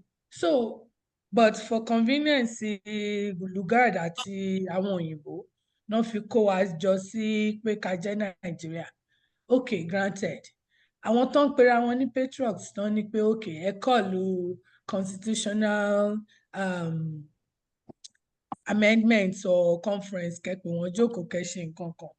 Tèmi ni pé bóyá ẹ fẹ́ jókòó, so long as tán bá ti fún yín sitting allowance or sitting money, tẹ bá jókòó tó bá yẹ pé ó wá látọ̀dọ̀ yín, inú lẹ fi inú fẹ́dọ̀ lẹ fẹ́ ṣe service to the nation, pè wọ́n jókòó. But even not so fast, àwọn wo lẹ fẹ́ pè jókòó?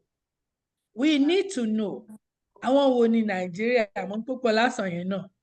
Census àwa mélòó ni? Who are we? How do we define Nigerians? In fact, ní ẹ̀yìn nìyẹn, tá bá wá síwájú, àwa tá jẹ́ Yorùbá, àwa tá jẹ́ Igbo, àwa tá jẹ́ Tivu, àwa tá jẹ́ Kanuri, Jos. Ṣé lóòótọ́ la fẹ́ fara mọ́ pé ká ṣì wà nínú Nàìjíríà? That has to be said. Àwa Yorùbá láti pera wa jáde, a dẹ̀ ti mọ̀ pé àwa Yorùbá sọ pé no, a fẹ́ sínú Nàìjíríà. Nígbà tá la fẹ́ sínú Nàìjíríà, tẹ wá ní kí n bá yín jókòó. A lè jókòó táwa nínú Nàìjíríà jẹ́ Yorùbá tá sọ pé a fẹ́ sínú Nàìjíríà. Tá dẹ̀ ti ṣe referendum láàrin ara wa wípé no, ẹ má lọ. Ẹ lè rí mi lórí ìjókòó yẹn. So ìjókòó wo la wá ń jókòó? Foundation, and if the foundations be shaky, what can the righteous do? Tí wọ́n bá mú láti bí pẹlẹbẹ, wọ́n máa mọ̀ wípé kò tiẹ̀ sí any discussion pé patriots kan èèyàn méjì láti region kan àbí state kan àbí kinní kan no àwa tá wà ní state wa tá wà ní federated community wa as in Yoruba people the nation of Yoruba do we still want to sit in the midst of Nigerians? If we say no to ourselves, why are we going anywhere to amend any constitution? Tó bá wọn kan fi ṣe, but this is us. So àwọn yẹn lèmi rò bíi pé ó yẹ káwa àtàjẹ́ stakeholders Yorùbás ká máa sọ. Ẹ ṣé. Thank you so much, Mrs. Popola.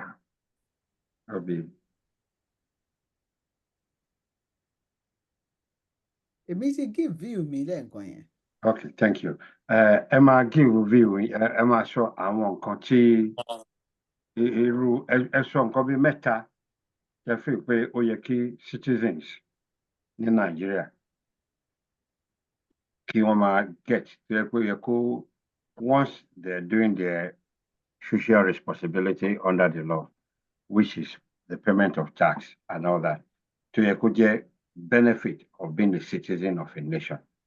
Tó yẹ pé ó tiẹ̀ ti kì í ṣe pé ó bàjẹ́ pátápátá ni tí ò tiẹ̀ sí nǹkan tó ń jẹ́ bẹ́ẹ̀.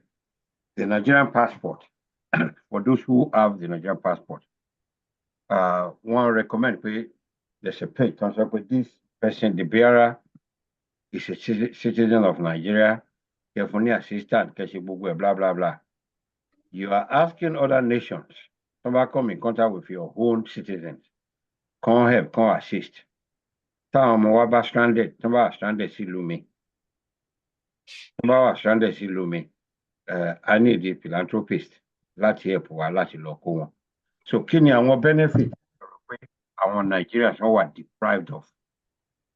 Ṣé pé ẹ wo example UK pẹ̀lú America, wọ́n ní Yorùbá sọ pé abẹ́rẹ́ sọnù àgbé Ṣàngó jáde. Kí ni price abẹ́rẹ́? How much does it cost to invoke Ṣàngó? Tí ọmọ UK kan bá wà stranded síbi kan, wọ́n lè send a battalion kó lọ mú wá kó gbé wálé. The same thing pẹ̀lú America. So kí ni àwọn benefit tí Nigeria ṣe kó ní tàà ní tó ti wá rọ̀gbà mọ́ wípé what do you call it, òṣà tí ò bá lè gbé ni kó ṣe ni bó ṣe bá ni. Over to you. Ẹ ṣé gan. Màá keep ẹ̀ sí just to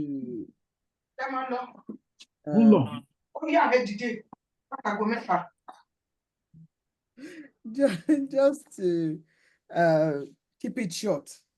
Màá keep it on point quickly. Màá fẹ́ bẹ̀rẹ̀ lórí health because health is wealth. Kọ́tọ́ ń sọ nìyẹn. Benefit tí ẹ pé wọ́n san tax wọn bó ṣe yẹ kí wọ́n san tí wọ́n parọ́ nǹkan tí ó dẹ̀ bẹ̀rẹ̀ láti orí àwọn olówó yẹn pàápàá jùlọ the richest people ní Nigeria to pay their taxes when they're supposed to pay it. Tó bá sọ pé kó lọ mú tax clearance wọn wá, kó má sọ pé wọ́n fẹ́ bribe àwọn èèyàn kan láti get tax clearance so that wọn ò ní sanwó yẹn directly from government, àpò èèyàn kan ló ń lọ. The lack of not doing that alone will affect health because owó tó yẹ kó lọ sí health kán lọ fi tún hospital ṣe tó ṣe yẹ pé tí anybody tí nǹkan bá ṣe tó bá dé hospital tó jẹ́ general hospital government wọ́n á lè treat ẹ̀ bó ṣe yẹ kó wọ́n treat ẹ̀ kò ìyẹn ò ní sí ń bẹ̀.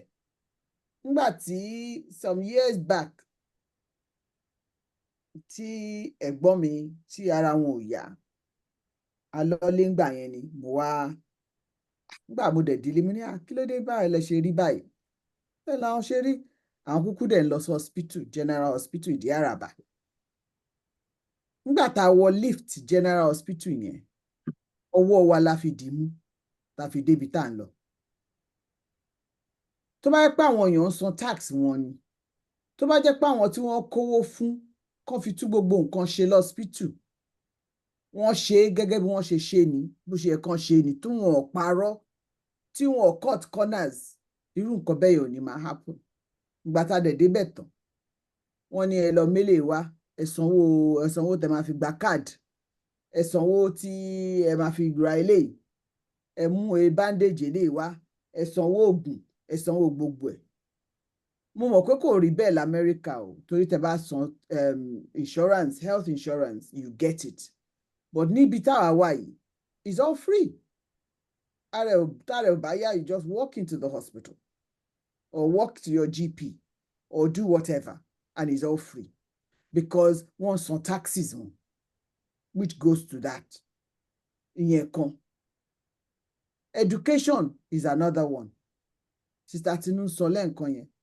pé ìbàdà káwọn ọmọ kí òjò má máa rọ̀ lé wọn lórí kí wọ́n ní chair àti tábìlì tán lè jókòó sí tán máa gbọ́wọ́ sí láti fi kọ̀wé nínú skúlù wọn kí àwọn teachers wọn kàn tiẹ̀ educate teachers wọn dáadáa kàn teach wọn dáadáa kàn ní continuous development as teachers professional continuous development so that they're not lagging behind in their knowledge and expertise so wá pọ́n san tax ni àárí owó láti fi ṣe education ṣùgbọ́n kò ń ṣe pé ọ̀rọ̀ owó òsì I don't want to believe pé kò sówó I want to believe that the money is being squandered by some people so trust issue wà ń bẹ̀ yẹn àwọn èèyàn òpùrọ́ ni wọ́n òpùrọ́ òun ni wọ́n so they must start to be honest about themselves and táwọn èèyàn bá dẹ̀ call out dishonest people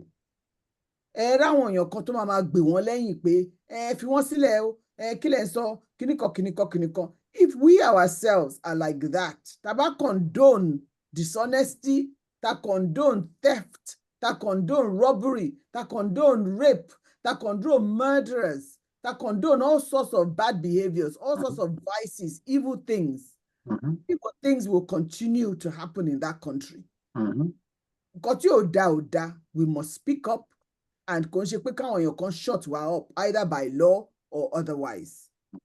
Then nǹkan tó ti ń pariwo fún with the protest of good governance táwọn èèyàn kan rò pé wọ́n fẹ́ gbé wọn kúrò lórí oyè. It's not about that.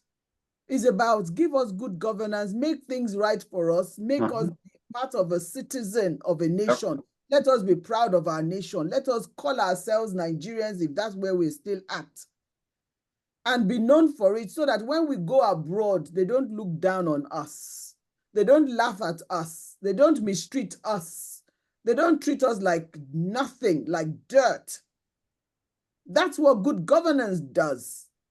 If they don't understand what good governance, because I believe that they don't understand it because they lack the knowledge of what good governance means. So ìlú wa ń bí wọn, ẹ̀rù wa ń bà wọ́n, because àwọn tí wọ́n ní 20%ers, àwọn tí wọ́n ò kàwé, àwọn tí wọ́n ò jáde, wọ́n á kóra wọn jọ, wọ́n wá ń ṣe bẹ́ẹ̀ ni pé wọ́n fẹ́ gbọ́wọ́ kúrò lórí oyè. That is not what good governance, the whole protest is about. Yes, some people hijacked it because you yourself paid some people to come and hijack it as normal. And then ká bá wọn èèyàn tí wọ́n hijack nǹkan kiri ká bá wọn sọ̀rọ̀. Stop being used as a tool against your own brothers and sisters. Because once you start doing that, that tool, that blade, that blunt instrument will come back to you. You have to be careful what you're aiming for, what you're asking for. Everything must be under the law and nothing else. Hooliganism does not work, does not pay. You're going to end up hurting people that you should not be hurting or not even hurt anyone. So good governance, we need to revisit that. Ẹ gan ni. So, thank you very much, ma. Ẹ gan.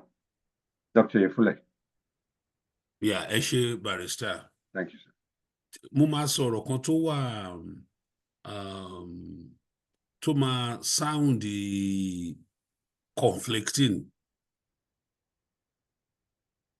And that statement ni pé, yes, they, mo dẹ̀ máa sọ ẹni tí they yẹn jẹ́ láìpẹ́, provide very, very, very good services for their citizens. The citizens want to get lost in any of the Western countries. Come and send emissary láti rescue one. Just like the British or the French will send emissaries, be it military, be it diplomatic. Lè rí citizen wọn tó máa fọlẹ̀ ní America, ní England, ní France, ní Germany. Lè rí citizen wọn tó wá lọ sí overseas láti kàwé tí ò ní full scholarship. Ní rí citizens wọn overseas bí tí ò ní very nice car, brand new cars. Ní rí citizen wọn tí kò ní rò pé òun wà above the rest of the people ibi tó òun ti wá. And I'm still talking about the same Nigerians. People àwọn èèyàn kan rò pé bóyá ṣé mo wà vehemently why am I so interested in the Fulanis? Mo ní wọn lọ́rẹ̀ẹ́ gan ni o. Tí má dẹ̀ dárúkọ àwọn tí mo mọ̀ ṣe ló má dà ń pé èèyàn name drop. The highest of them mo ní lọ́rẹ̀ẹ́, personal friend. But ìgbà tí mo wá realize who these people are, ni wá bẹ̀rẹ̀ sí lọ ṣe my own personal research about their history, their origin, where they came from. But mo wá find out ni kò jẹ́ kí ni mi dùn. Lè rí Fulani tó poor ní Nigeria now. You show me one poor Fulani man. Me sọ èèyàn tó ní mental health problem or mental health challenges tí kò lè sustain rẹ̀. But you show me a normally healthy, mentally healthy Fulani too poor Nigeria. If you can find it, for each of them you find, I'll give you 10,000 naira. Because I want you to get up to 100, 200 of them. So I keep 10,000 naira. I mean, come on, ruin me, because I'll give you 10,000 naira for each of those poor ones you see. You won't find them. Àwọn ethnic Hausa lè rí Tamaroko Fulani. Àwọn tó ti rape mama wọn, tó they accept wọn as Fulani. Ẹ máa rí tí wọ́n máa gùn, tí skin wọn máa wà lighter. I'm not saying there are no dark skin Fulani. Wọ́n wà. Irú Sàdánà Sokoto. Tabari wọ suit, tabari leko, ẹ̀rọ kò bóyá Igbo ni or Midwesterner. But the vast majority of them know themselves. Ibi tí mo ti ń ṣe research mi many years ago, ni mo wá come across a woman. Lórí kíní tí ẹ ní, something led me to a site. Mi ò rántí ibi tí mo ti dé site yẹn, wọ́n á sọ ń pa àwọn. Only we know ourselves. If we're in the street of London, we're walking down the street, we'll know ourselves when we see ourselves. Don't call, we may be Hausa Fulanis, but not all of these people are part of us. So Fulani take very good care of their own people.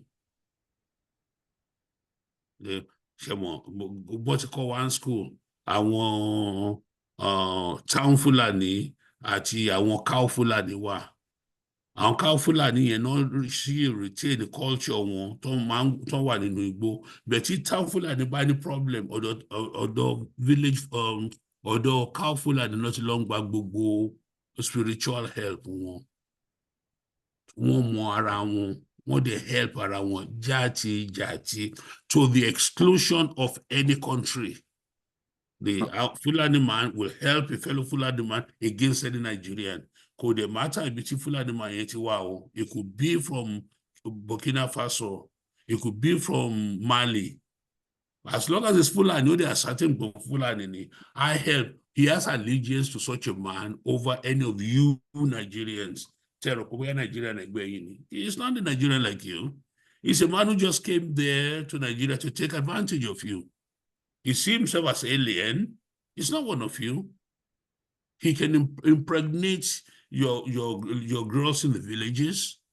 Ele to baroko look like Fulani Jew ni na ọmọ mẹ́wàá tó bí ló máa adopt ló máa mú padà lọ sí ìlú ẹ̀. These people are callous. And you take that word callous with the utmost seriousness. I'm not preaching racial hatred, though. That's what I'm doing. I'm saying we agbedo mo yato. Agbedo mo. Gbogbo nǹkan tá à ń sọ látàárọ̀, it boils down to Fulani or not Fulani. Tẹ́ bá wò dáadáa, bad governance in Nigeria. Àwọn wo ni wọ́n ti wà governance láti 1963? Ṣé Ọbásanjọ́ ni? Who is basically one of their servants? Ṣé Jonathan tí ó mọ ọ̀tún tí ó mọ òsì? Ṣé Buhari tí ó yẹ pé òun gangan epitome of Fulani? So we have to understand ni pé àwọn tí wọ́n like I said previously, àwọn tó wà on the other side of the fence, tí wọ́n ń dùn pẹ̀lú nǹkan tó ń ṣẹlẹ̀, wọ́n pé they are protected. The strength of Nigeria can protect them. The strength the strength of anywhere tó bá dominate lè protect wọn bẹ́ẹ̀ kò sí ibi tó dominate mọ́ ju Nigeria nìkan náà lọ. Nǹkan tó ní pé Ọlọ́run àwọn fún wọn ní Nigeria as a gift. What a stupid God. I'm sorry, I don't mean to upset anybody's religious sensitivity, but when people make such a statement, and they I want born to rule who? So unless we come to understand that history and we let as many people know as possible, we're just wasting our time. We are just wasting our time. Barrister, thank you. Eshegon, thank you. Mo mọ̀ pé àwọn olóòtú méjì máa lọ very soon. Sister Tinu, briefly, to ẹ lè ṣe parting shot yín pẹ̀lú ẹ. Okay, ẹ ṣé. Ẹ kú ìpàdé látàárọ̀. So kíkan sọ díẹ̀ nípa ẹ̀ ń sọ̀rọ̀ citizens privileges and benefits ìyẹn fún àwọn Nigerians. So Mọ́mí Pópóọlá sọ a lot and then Dr. Oyefule náà now. But nígbà tí wọ́n sọ̀rọ̀, so mo ń sọ nǹkan kan síra mi wípé anywhere in the world téèyàn bá jẹ́ ọmọ ìlú yẹn, wọ́n máa ń ní àwọn nǹkan kan tó jẹ́ pé ó máa attach fún yàn pé àtòrò ojú ọmọ ìlú wa o, nǹkan báyìí tí Mọ́mí Pópóọlá ti mention some of it. Yeah. Passport wàá lè gba passport ìlú yẹn torí níbi gbogbo tó bá ń lọ wàá lè máa represent wa pé ọmọ ìlú yìí ni ẹ o. So ambassador wa ló jẹ́, even without that office of the ambassadorial kìíní kan ní external affairs ministry yẹn, but you are an ambassador representing Nigeria níbikíbi tó bá lọ. Then bóyá a lè di ìbò nílùú wa nǹkan kan. Wọ́n sọ pé a máa san owó orí wa tán gbọ́dọ̀ fi máa ṣe kán tún títì ṣe o, kán da ọ̀dà sí títì o, kán fún wa ní basic needs tí gbogbo ọmọlúàbí anywhere in the world, àwọn tó jẹ́ èèyàn, human beings, basic needs wọn and necessities, needs versus wants, basic housing, food, clothing, shelter, omi pàápàá is basic needs. So gbogbo orú nǹkan bẹ́ẹ̀ yẹn náà máa fi àwọn owó wa ṣe, but we know pé so goes for the taxes, so goes the type of amenities tí wọ́n fún wa nítorí àwọn fraudsters àti corrupt lot tá a gbé síbẹ̀ tó ń kówó yẹn. So wọ́n ṣe example health too, because ìlera lọ́rọ̀ ó ṣe pàtàkì. Now tá a máa ń sọ pé gbogbo kinní yẹn kí ló dá lé lórí? Ìjọba tí ò fún wa ní enabling environment for those things to thrive. Dépò pé ọmọ ìlú á fẹ́ fi jẹ àǹfààní yẹn. So ìjọba wa wọ́n láti ṣe nǹkan tó jẹ́ pé wọ́n máa make sure láti lè èmi ní infrastructure whatever, bridge ni o, roads ni o, or pé enabling environment fún kíṣẹ́ kó wá sí ìlú wa àbí manufacturing companies àbí a fẹ́ máa ṣe nǹkan ọ̀gbìn agric, right? Àbí a fẹ́ máa ṣe oúnjẹ gangan tá a fẹ́ jẹ fúnra wa kó tó di pé a fẹ́ lọ tà á síta. Gbogbo àlùmọ́nì wa tá a fẹ́ fi lò ó, tá a fẹ́ harvest ẹ̀, tá a wá fẹ́ lò ó fúnra wa, number one, and then ká tó wá tà á síta, number two. Ṣé ìwé àwọn ọmọ ni? Ṣé ibi iṣẹ́ ni táwọn àti èyí tó lọ síléèwé, tó kàwé, tó kọ́ṣẹ́, tó ti gboyè, ṣé wọ́n ríṣẹ́ yẹn ni? Gbogbo irú nǹkan bẹ́ẹ̀ yẹn ló yẹ kí ìjọba wa fún wa. Crime free society, a need ẹ̀. But nígbà tá a bá fẹ́ràn ṣólè, báwo ló ṣe fẹ́ mú olè yẹn? Níṣẹ́ la fi ẹran ṣọ́ ológbò. Ẹ wá ní ológbò òjò má bá wa wo ẹran yìí o. Ẹran lológbò máa ń jẹ náà. Gatekeepers of authority, of the legislatures, of the judiciaries, even the executive, olè ni gbogbo wọn. Criminals bunch ni wọ́n. So tá a bá fi àwọn èèyàn tó tọ́ tó yẹ síbẹ̀, so goes our society, nílùú. So kí wá ni aráàlú fẹ́ jẹ láǹfààní? Ẹ ti defeat aráàlú, innocent aráàlú, kó tiẹ̀ tó bẹ̀rẹ̀ rárá. Is 100% defeated. So àmọ̀ràn tèmi òun ni wípé kí láti gba ìjọba tó wà ńbẹ̀ nísìn, àti tàpapọ̀ ni o, àti tìbílẹ̀ ni o, àti tìpínlẹ̀ ni o, kóníkálukú kán dìde sí ẹ̀tọ́ wọn, as in iṣẹ́ tó yẹ kán ṣe, responsibilities and their duties, so that àwa aráàlú ní máa pe ìjọba àpapọ̀ nìkan. Ìjọba ìpínlẹ̀ àti ìjọba ìbílẹ̀, they are very much corrupt and very much guilty of gbogbo nǹkan tá a ti ń kà sílẹ̀ yìí, you know. And then àwọn ìjọba ìpínlẹ̀ gan àti ìbílẹ̀, àwọn náà ń kó wàhálà wá bá ìjọba àpapọ̀. Wọ́n ń sọ̀rọ̀ ti tàwọn ní aeroplane nǹkan kan. Mo kàn yà ń bẹ̀ díẹ̀ ni, because ọ̀rọ̀ yẹn deep ju nǹkan tí mo fẹ́ sọ ń sìn lọ. Ọmọ ọsàn náà máa ń sọ pé ó ń kó pónpó báyìí ẹ̀. Nígbà tí a mọ ibi tí boundaries wa dé in terms of excesses, nǹkan tá a lè ṣe àti nǹkan tá a lè ṣe, ni state government ṣe máa lọ ṣe tán máa fi mú ìjọba àpapọ̀. So kí gbogbo wa, and then ẹ wá ṣe irú nǹkan bẹ́ẹ̀ yẹn, wọ́n máa mú jẹ. Àwọn tó kówó at the ministerial and departmental level, a kàn gbọ́ ni. Níbo ni Kogi State Yàyà Bello, ńbo ló wà lénìí? A kàn ti gbọ́rọ̀ wọn ni, ó ti lọ lórí afẹ́fẹ́. Wọn ò réèyàn kankan, wọ́n ti gbá wọn mú o, but òfin ò tíì gé wọn, wọ́n dẹ̀ jẹ́ kán lọ. Àwọn wo ló jẹ́ kán lọ? The criminals tá a fi ṣe gatekeepers. So a láti ṣe something different. Except we are insane, we cannot expect a different result when we consistently do the same thing. Ẹ ṣé. God, thank you very much. Bàbá wa, ẹ ṣé gan-an. Mo mọ̀ wípé mọ́mì wọ́n dúró láti jáde pẹ̀lú yín. Ẹ jẹ́ kán mọ̀ pé I appreciate wọn. Nǹkan tí ó kàn confirm pé without warning, for every successful man, there's a woman. Wọ́n ṣe wọ́n dẹ̀ kú sùúrù. Ẹ jọ̀ọ́ bàbá, ẹ kàn sáré dáhùn ìbéèrè yẹn, then parting shot yín. Thank you very much for coming, sir. Ẹ ṣé.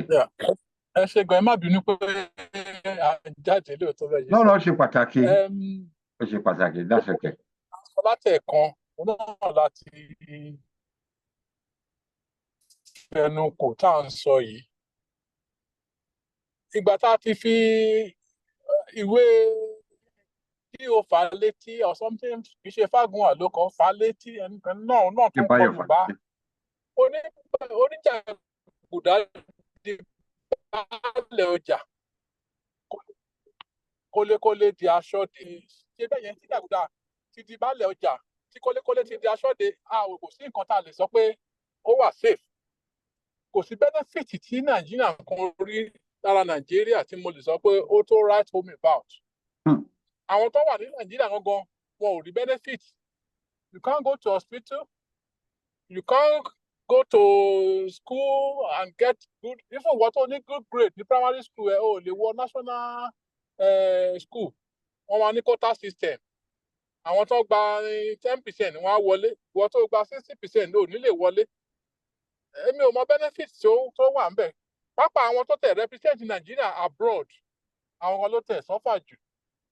Nítorí pé ẹlòmíì owó ẹ̀ ló máa fi wọ mọ́tò wálé tí ò bá ṣọ́ra. Because wọ́n á ti owó tán vote for that sport àbí for that àwọn kan ti kọ́ náà. So it's terrible. Ọlọ́run á ràn wá lọ́wọ́. Kó dílé ẹ̀ mú, kó kákù dín nation ẹ̀ mú, kó kákù ìyẹn ló lè pay wájú, ìyẹn ló lè solve problem. Tí memento yìí bá ṣe ń lọ, mo mọ̀ pé a máa yọjú díẹ̀díẹ̀. As time goes on, kò tẹ̀ ní pẹ́, kó kákù á lè dúró. Ẹ ṣé púpọ̀, thank you. Thank you very much and God bless you. Regards to the family, sir. Thank you. Ẹ jọ̀ọ́ ní àsìkò yìí, gbogbo ẹni tó bá ní ìbéèrè lọ́wọ́ àwọn olóòtú lórí nǹkan tá a ti sọ lẹ́yìn àbí nǹkan tá a ti sọ látẹ̀yìnwá. Ẹ jọ̀ọ́ ẹ lè nawọ́ sókè ìsinyìí. Ìbéèrè kan àbí méjì láàárín 60 seconds, 1 minute. Please, if you have any question for the panelists, kindly raise up your hand. Thank you. Anybody tó bá ní ìbéèrè, bá mi tó. Tó bá ní ìbéèrè, Brother Larry, Mama. Mo ní ìbéèrè, sir. Mo ní ìbéèrè. Okay. Dilo. All right. Okay, sir. Equator, in fact, this is interesting. Gbogbo tẹ́ ń sọ lẹ́ni wà very, very interesting. Thank you. I love it. Going back to see that níjọba ní try kí ni wọ́n pè legislate whatever. Nothing is working. And it's not working in the sense that tabala first same time sorry again. Who are we to get there? Because they will guide you, they won't let you get there. So ọ̀nà wo la wá lè gbà tó ẹ pé a lè fi ṣe kinní yìí tó ẹ pé yeah, it will work for us. We all have good ideas, we have everything, and we know what problem we have. Àwọn náà lówó tán oppress wa. Àwọn náà lówó láti máa gáàgì wa pé àgbọ̀dọ̀ sílẹ̀ àgbọ̀dọ̀ ṣetán. Ṣe pé Lai Mohammed náà ṣe ń gbà ti Buhari náà. Wọ́n try Ọlọ́run fún wọn ṣe ni. Eléyìí tó tún ya àgòrò nínú wọn yìí Tajudeen Abbas tó tún lọ gbégbé jáde. Dó ọ̀nà ti dispute ní àárín wọn náà. But we shouldn't allow things like this to happen. It's been happening before. Àwọn táwọn ní nǹkan kan náà ń jẹ ìjọba lé wa lórí, so they have no idea. So what do we do? Those of us who figure we have idea. What can we do? What way should we go in order to get things, because I don't know.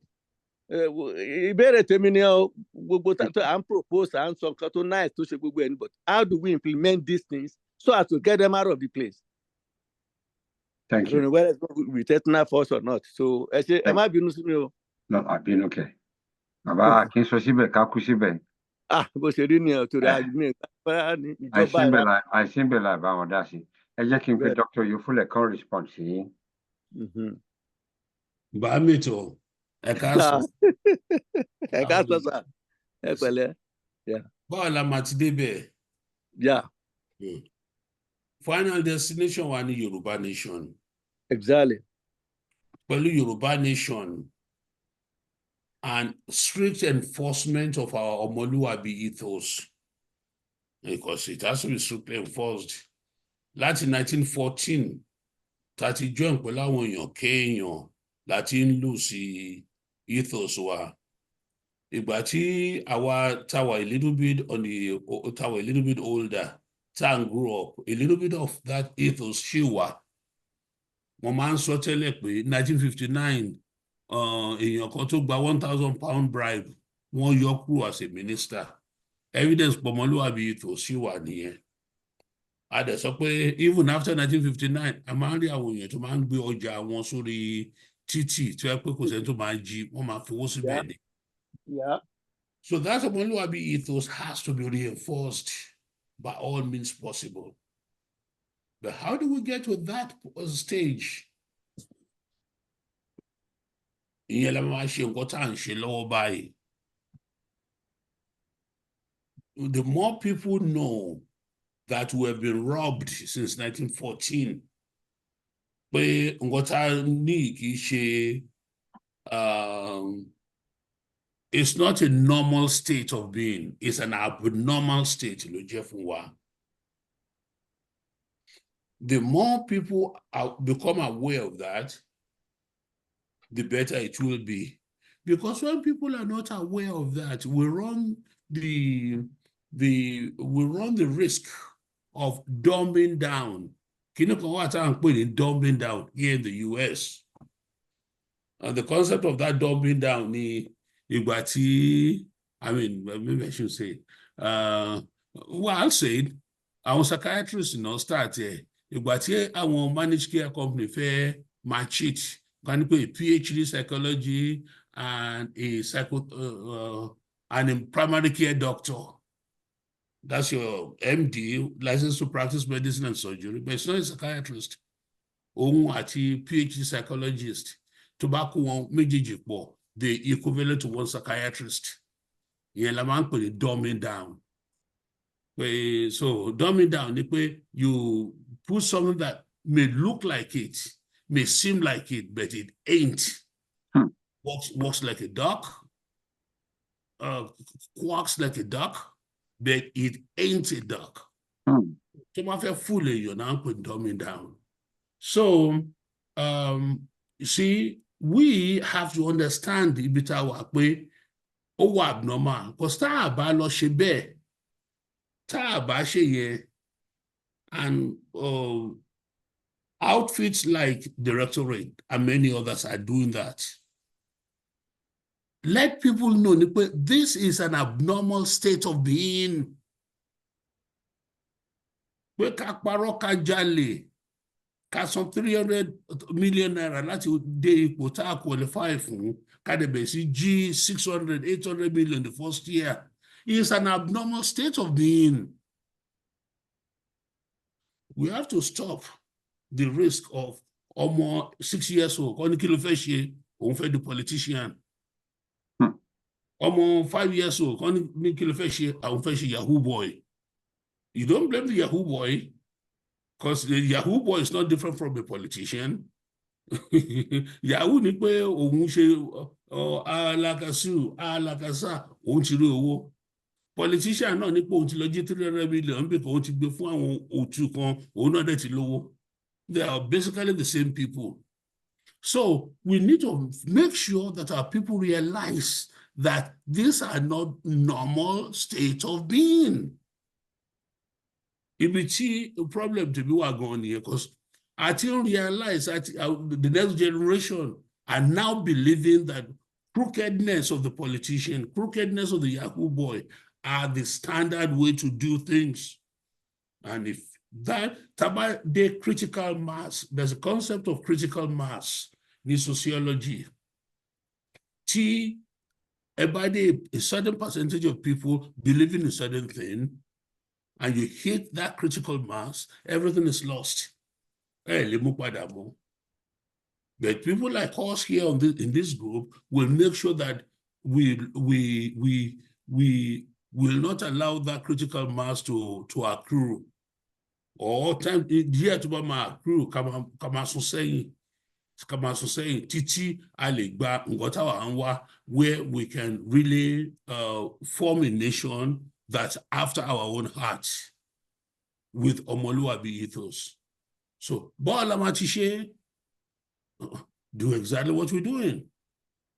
But Baoni, the final outcome, Oti Ani Mawa Nino Rot Nigeria, get our own nation.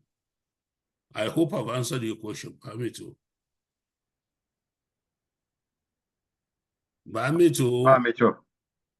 How soon do we gather ourselves together to do what you just said now? We're doing it right now. You are doing it. I'm doing it. Barrister is doing it. Madam Popola is doing it. Barrister Talabi is doing it. We're all doing it right now. Okay, may God help us. Mo fẹ́ fi kún nǹkan tí Barrister Talabi bèrè lọ́wọ́ àwọn ọ̀jọ̀gbọ́n tó ń sọ. I know where you stand, but I can draw from my own experiences in the struggle since 2018 and give you some insight. Yorùbá ní ibi tá fojú sí ọ̀nà kí n gbàbẹ̀ lọ. Wọ́n ní ẹni àfẹ̀yìntì.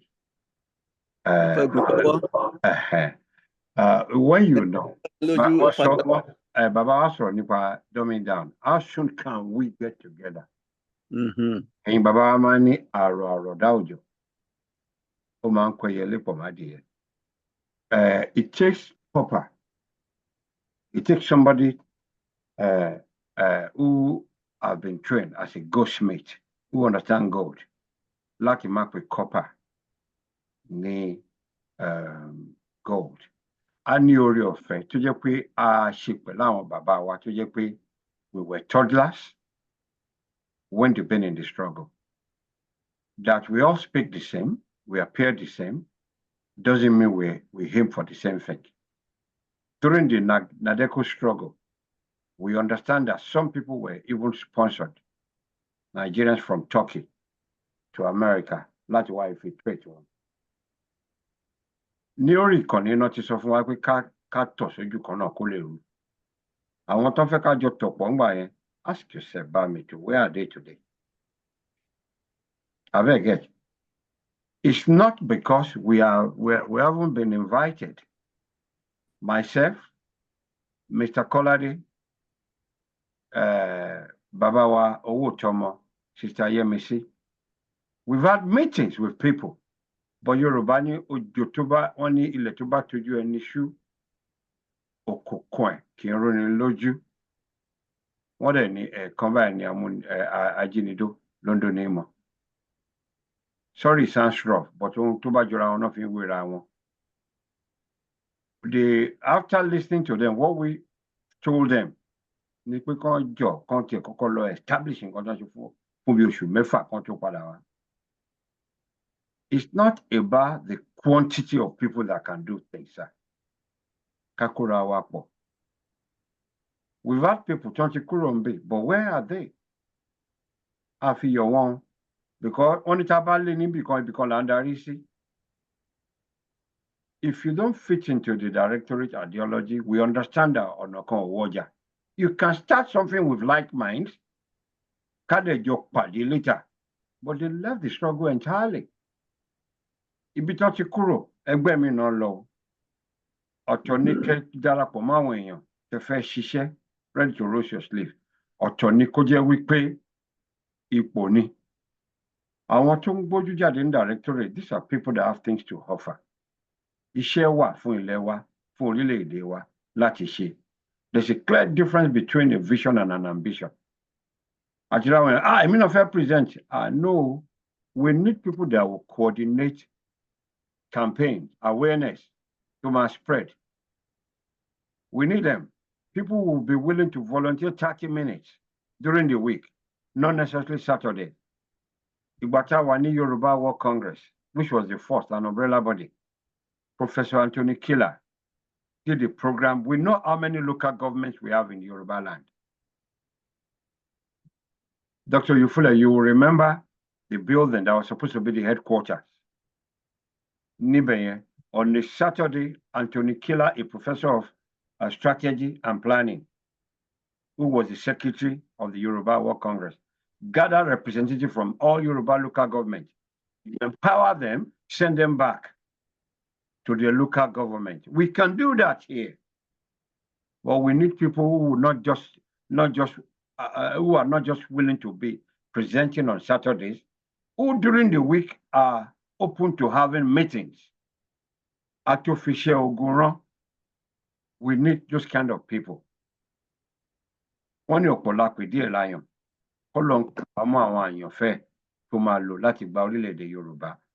Kì í ṣe pé kò sí èrò, but àwọn wo lolùfọkànṣe, olùfọkànsìn. Bá mi tún ṣe rántí. Wọ́n ní òótọ́ ọ̀rọ̀ máa ń dàbí ìsọkúsọ. Ẹnìkan ti wá síbírí at the beginning of our meeting at the directorate. Tán sọ fún wa pé passport ló kàn. Bàbá àgbàlagbà, bàbá yẹn tó mí bí lọ́mọ. mo dẹ̀ béèrè lọ dáàdì pé ẹ̀yin lẹ sọ pé tá a bá gbé légi torí ẹ̀ lákọ́kọ́ ń gbé mo ní ṣáà lè gba ìwé ìrìnnà fún ìlú tá a ti ní ni bàbá ní kò rí bẹ́ẹ̀ wọ́n rán wọn ṣẹ́ wá bí ni. Then ìjọ tá a lá ń ṣe campaign pé àwọn èèyàn tó máa tẹ̀lé Ìgbòho lọ sí Ìgangan kankan gbogbo ẹ̀ ẹni tó betray àwọn tá a rán lọ kán lọ campaign níbẹ̀ ní ọjọ́ yẹn ló wá síbí question tó béèrè lọ́wọ́ wa bàbá ni wípé tá a bá rọ̀ dálẹ̀ báwo la ṣe lè dá mọ̀. Whatever gave him the boldness to say that give me the boldness to respond to him. But I want you to understand when I said, can you please get away from the speaker? Where are they today? We need quality. We're not saying we're the perfect people here. We can do with some wisdom because we understand àwọn kan wà tán jáde sí ibi tán bójú jáde tó jẹ́ pé they are powerful rivers in majestic silence tó jẹ́ pé wọ́n ní ìròmì tó ń jó lórí omi àwọn tó ń gbé wọ́n wà nílẹ̀ àwọn màmá wa bí ambassador Lijado tọ́rọ̀ bá le koko bí ojú ẹja wọ́n ní àgbà á fi èdè nú we go to her. Ẹ ṣé báyìí ẹ ṣé àwọn bàbá wa Mayo Gedengbe. Abeg, we see them even though àwọn pẹ̀lú Dr. Ifuleti máa gbórí jáde. These are the people we need. Abeg, tabakura wa pọ̀. Yorùbá ní tí gíwá wolugi torí ẹ̀nà kọ́kọ́ ń gbé. Tabá sọ àdásókè ní gbagba ibi pẹlẹbẹ ló máa já sí. Òkèlè gbígbẹ pẹ̀lú sùúrù ni o. A ní fìkan ojú ṣe kíní yìí. Abeg, it's not how it's not when, it's about how well.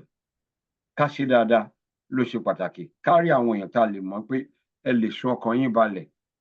Àwọn ilé iṣẹ́ tíjọba máa pèsè ẹ̀yìn tán máa gbówó lé lọ́wọ́. Àṣírí yín bí ó máa tú. We don't want that, sir. I understand your burning desire and all that, but Rome wasn't built in a day. So that's just what I want to contribute. Mo mọ̀ pé lágbára Ọlọ́run Èdùmàrè á fún wa ṣe mí wọn bóyá Mrs. Popola obì ní nǹkan tó fẹ́ fi kún. No, I think it's covered. It's covered. Thank you. Thank you. Ẹ jọ̀ọ́ ǹjẹ́ bá mi tó ṣe ẹni nǹkan kan tẹ́ fẹ́. No, ẹ ṣé gan. I have to communicate. So go, you see, gathering, those people you figure that are cool-headed or whatever, I think will be the next move. As part of the progress. We are doing what we are doing here. I believe this is more awareness we are creating, according to Dr. Oyefule. In some platforms too, it's a sort of awareness. Because our people that we think they are learning, they learn nothing. So, because they don't, it is somewhere severally.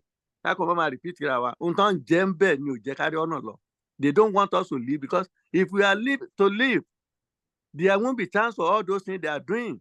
Because there will be regulations and laws to back us up. Though implementation, but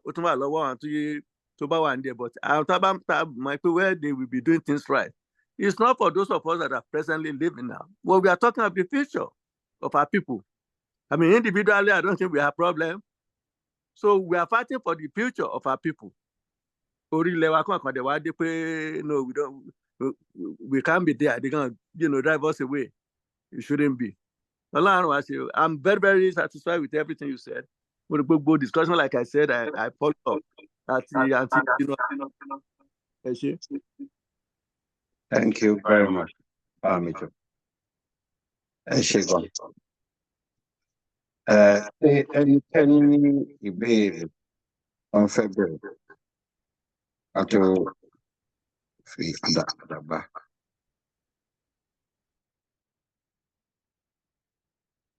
Ẹjọ́ ṣẹ́nikẹ́ni ní ìbéèrè tán sì fẹ́ béèrè lọ́wọ́.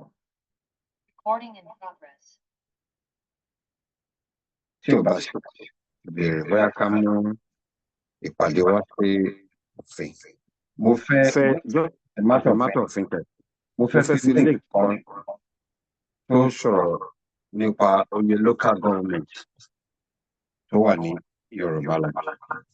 Our local government say I need láti wọnú, and by the way, I can authoritatively inform this gathering that Èmi pẹ̀lú Baba Aliyu, we speak from time to time, and a sọ̀rọ̀ nípa àwọn materials tí wọ́n ní tí wọ́n lè láwọn ti update. So tí n bá ti get ẹ lọ́wọ́ wọn, these are some of the useful materials for awareness. Màá try láti share ọ̀tọ̀ bá ti fún mi. That's what we need to say today. Ẹ jẹ́ kí n pe Baba wa Kolade Thomas. I don't know whether you can speak now. We need you to do the vote of thanks. Mr. Kolade Thomas. All right, pé wọ́n ti log off. South London náà ń lọ. Mo bí pé tí ẹ bá lọ sí South London ní ọ̀dọ̀ wa ń bì yìí, kò sí bẹ́ẹ̀ ṣe fẹ́ ṣe, ẹ gbọ́dọ̀ cross one of the rivers láti kọjá. Ó lè jẹ́ bóyá nu tunnel náà wà, wọ́n lè lose kìlọ̀ torí wọn sí bí at the moment. So ẹ jẹ́ kí n pe Mama wa Adeboye, Mama Anna Adeboye, ẹ jẹ́ bá a ṣe vote of thanks. God bless you.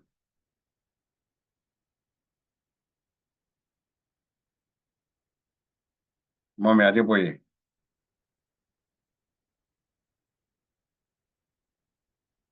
Mommy Adeboye ṣe wà lórí ìjókòó.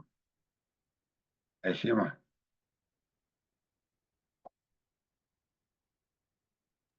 Ṣé mọ́mí ò bá mọ́mí ṣe wà mẹ́? Sá, ẹ má bínú sá, mo mute phone mi ni mo dẹ̀ busy, ẹ má bínú. Okay ma. Ẹ ṣé, this is an impromptu opportunity. Mo fẹ́ kí gbogbo ẹ̀yin bàbá mi àti màmá mi o, ẹ ṣé o. Mo máa ń wá bí wá kọ́gbọ́n, wá kọ́ so many things about Yorùbá land and Nigeria in general. Mi ò dẹ̀ regret pé mò ń wá lójoojúmọ́. A dúpẹ́ lọ́wọ́ yín. Mo látorí àwọn màmá wa, director of the directorate. A dúpẹ́ o, ẹ ṣeun o, à ń gbádùn yín ní gbogbo ìgbà, à ń kẹ́kọ̀ọ́ o. Gbogbo ẹ̀yin lawyers wa, a dúpẹ́ lọ́wọ́ yín, ẹ ṣeun gan, ẹ ṣeun, a dúpẹ́ o. Gbogbo ẹ̀yin bàbá, a dúpẹ́ lọ́wọ́ yín o, ẹ ṣeun o. Ẹ tún jẹ́ bọ́ jẹ́ ká máa rí yín o. Láti gbé orílẹ̀-èdè wa ga, orílẹ̀-èdè Nàìjíríà, orílẹ̀-èdè Yorùbá, Ọlọ́run á gbà fún wa, gbogbo nǹkan tá a fẹ́ lọ́lọ́run máa ṣe fún wa o, lórúkọ Jésù o. Ẹ jẹ́ ká pàdé ní ọ̀sẹ̀ tó ń bọ̀ ní agbára Ọlọ́run, the same time. Ọlọ́run á fún gbogbo wa lórí ọ̀fẹ́ o. Thank you very much for the opportunity, sir. I really appreciate it. Any nice weekends. Thank you very much. Yes. Ẹ jẹ́ kí a parí ìpàdé ní ká kọrin ìpínlẹ̀ wa, our Yoruba national anthem, and ẹ jọ̀ọ́ lè copy kíní tó wà lórí chat yẹn, ó list gbogbo local government wa pátápátá. Mo fi pé àwọn ibẹ̀ yẹn à ń láti wọbẹ̀ pẹ̀lú àwọn materials tá a bá get later. Ẹ jẹ́ ká keep ẹ̀ ká archive gbogbo local government yẹn, ó dárúkọ wọn fún Yorùbá land ní o. Ibẹ̀ ni mo fi pé iṣẹ́ wà tá a láti ṣe. Thank you. Ẹ ṣé gan.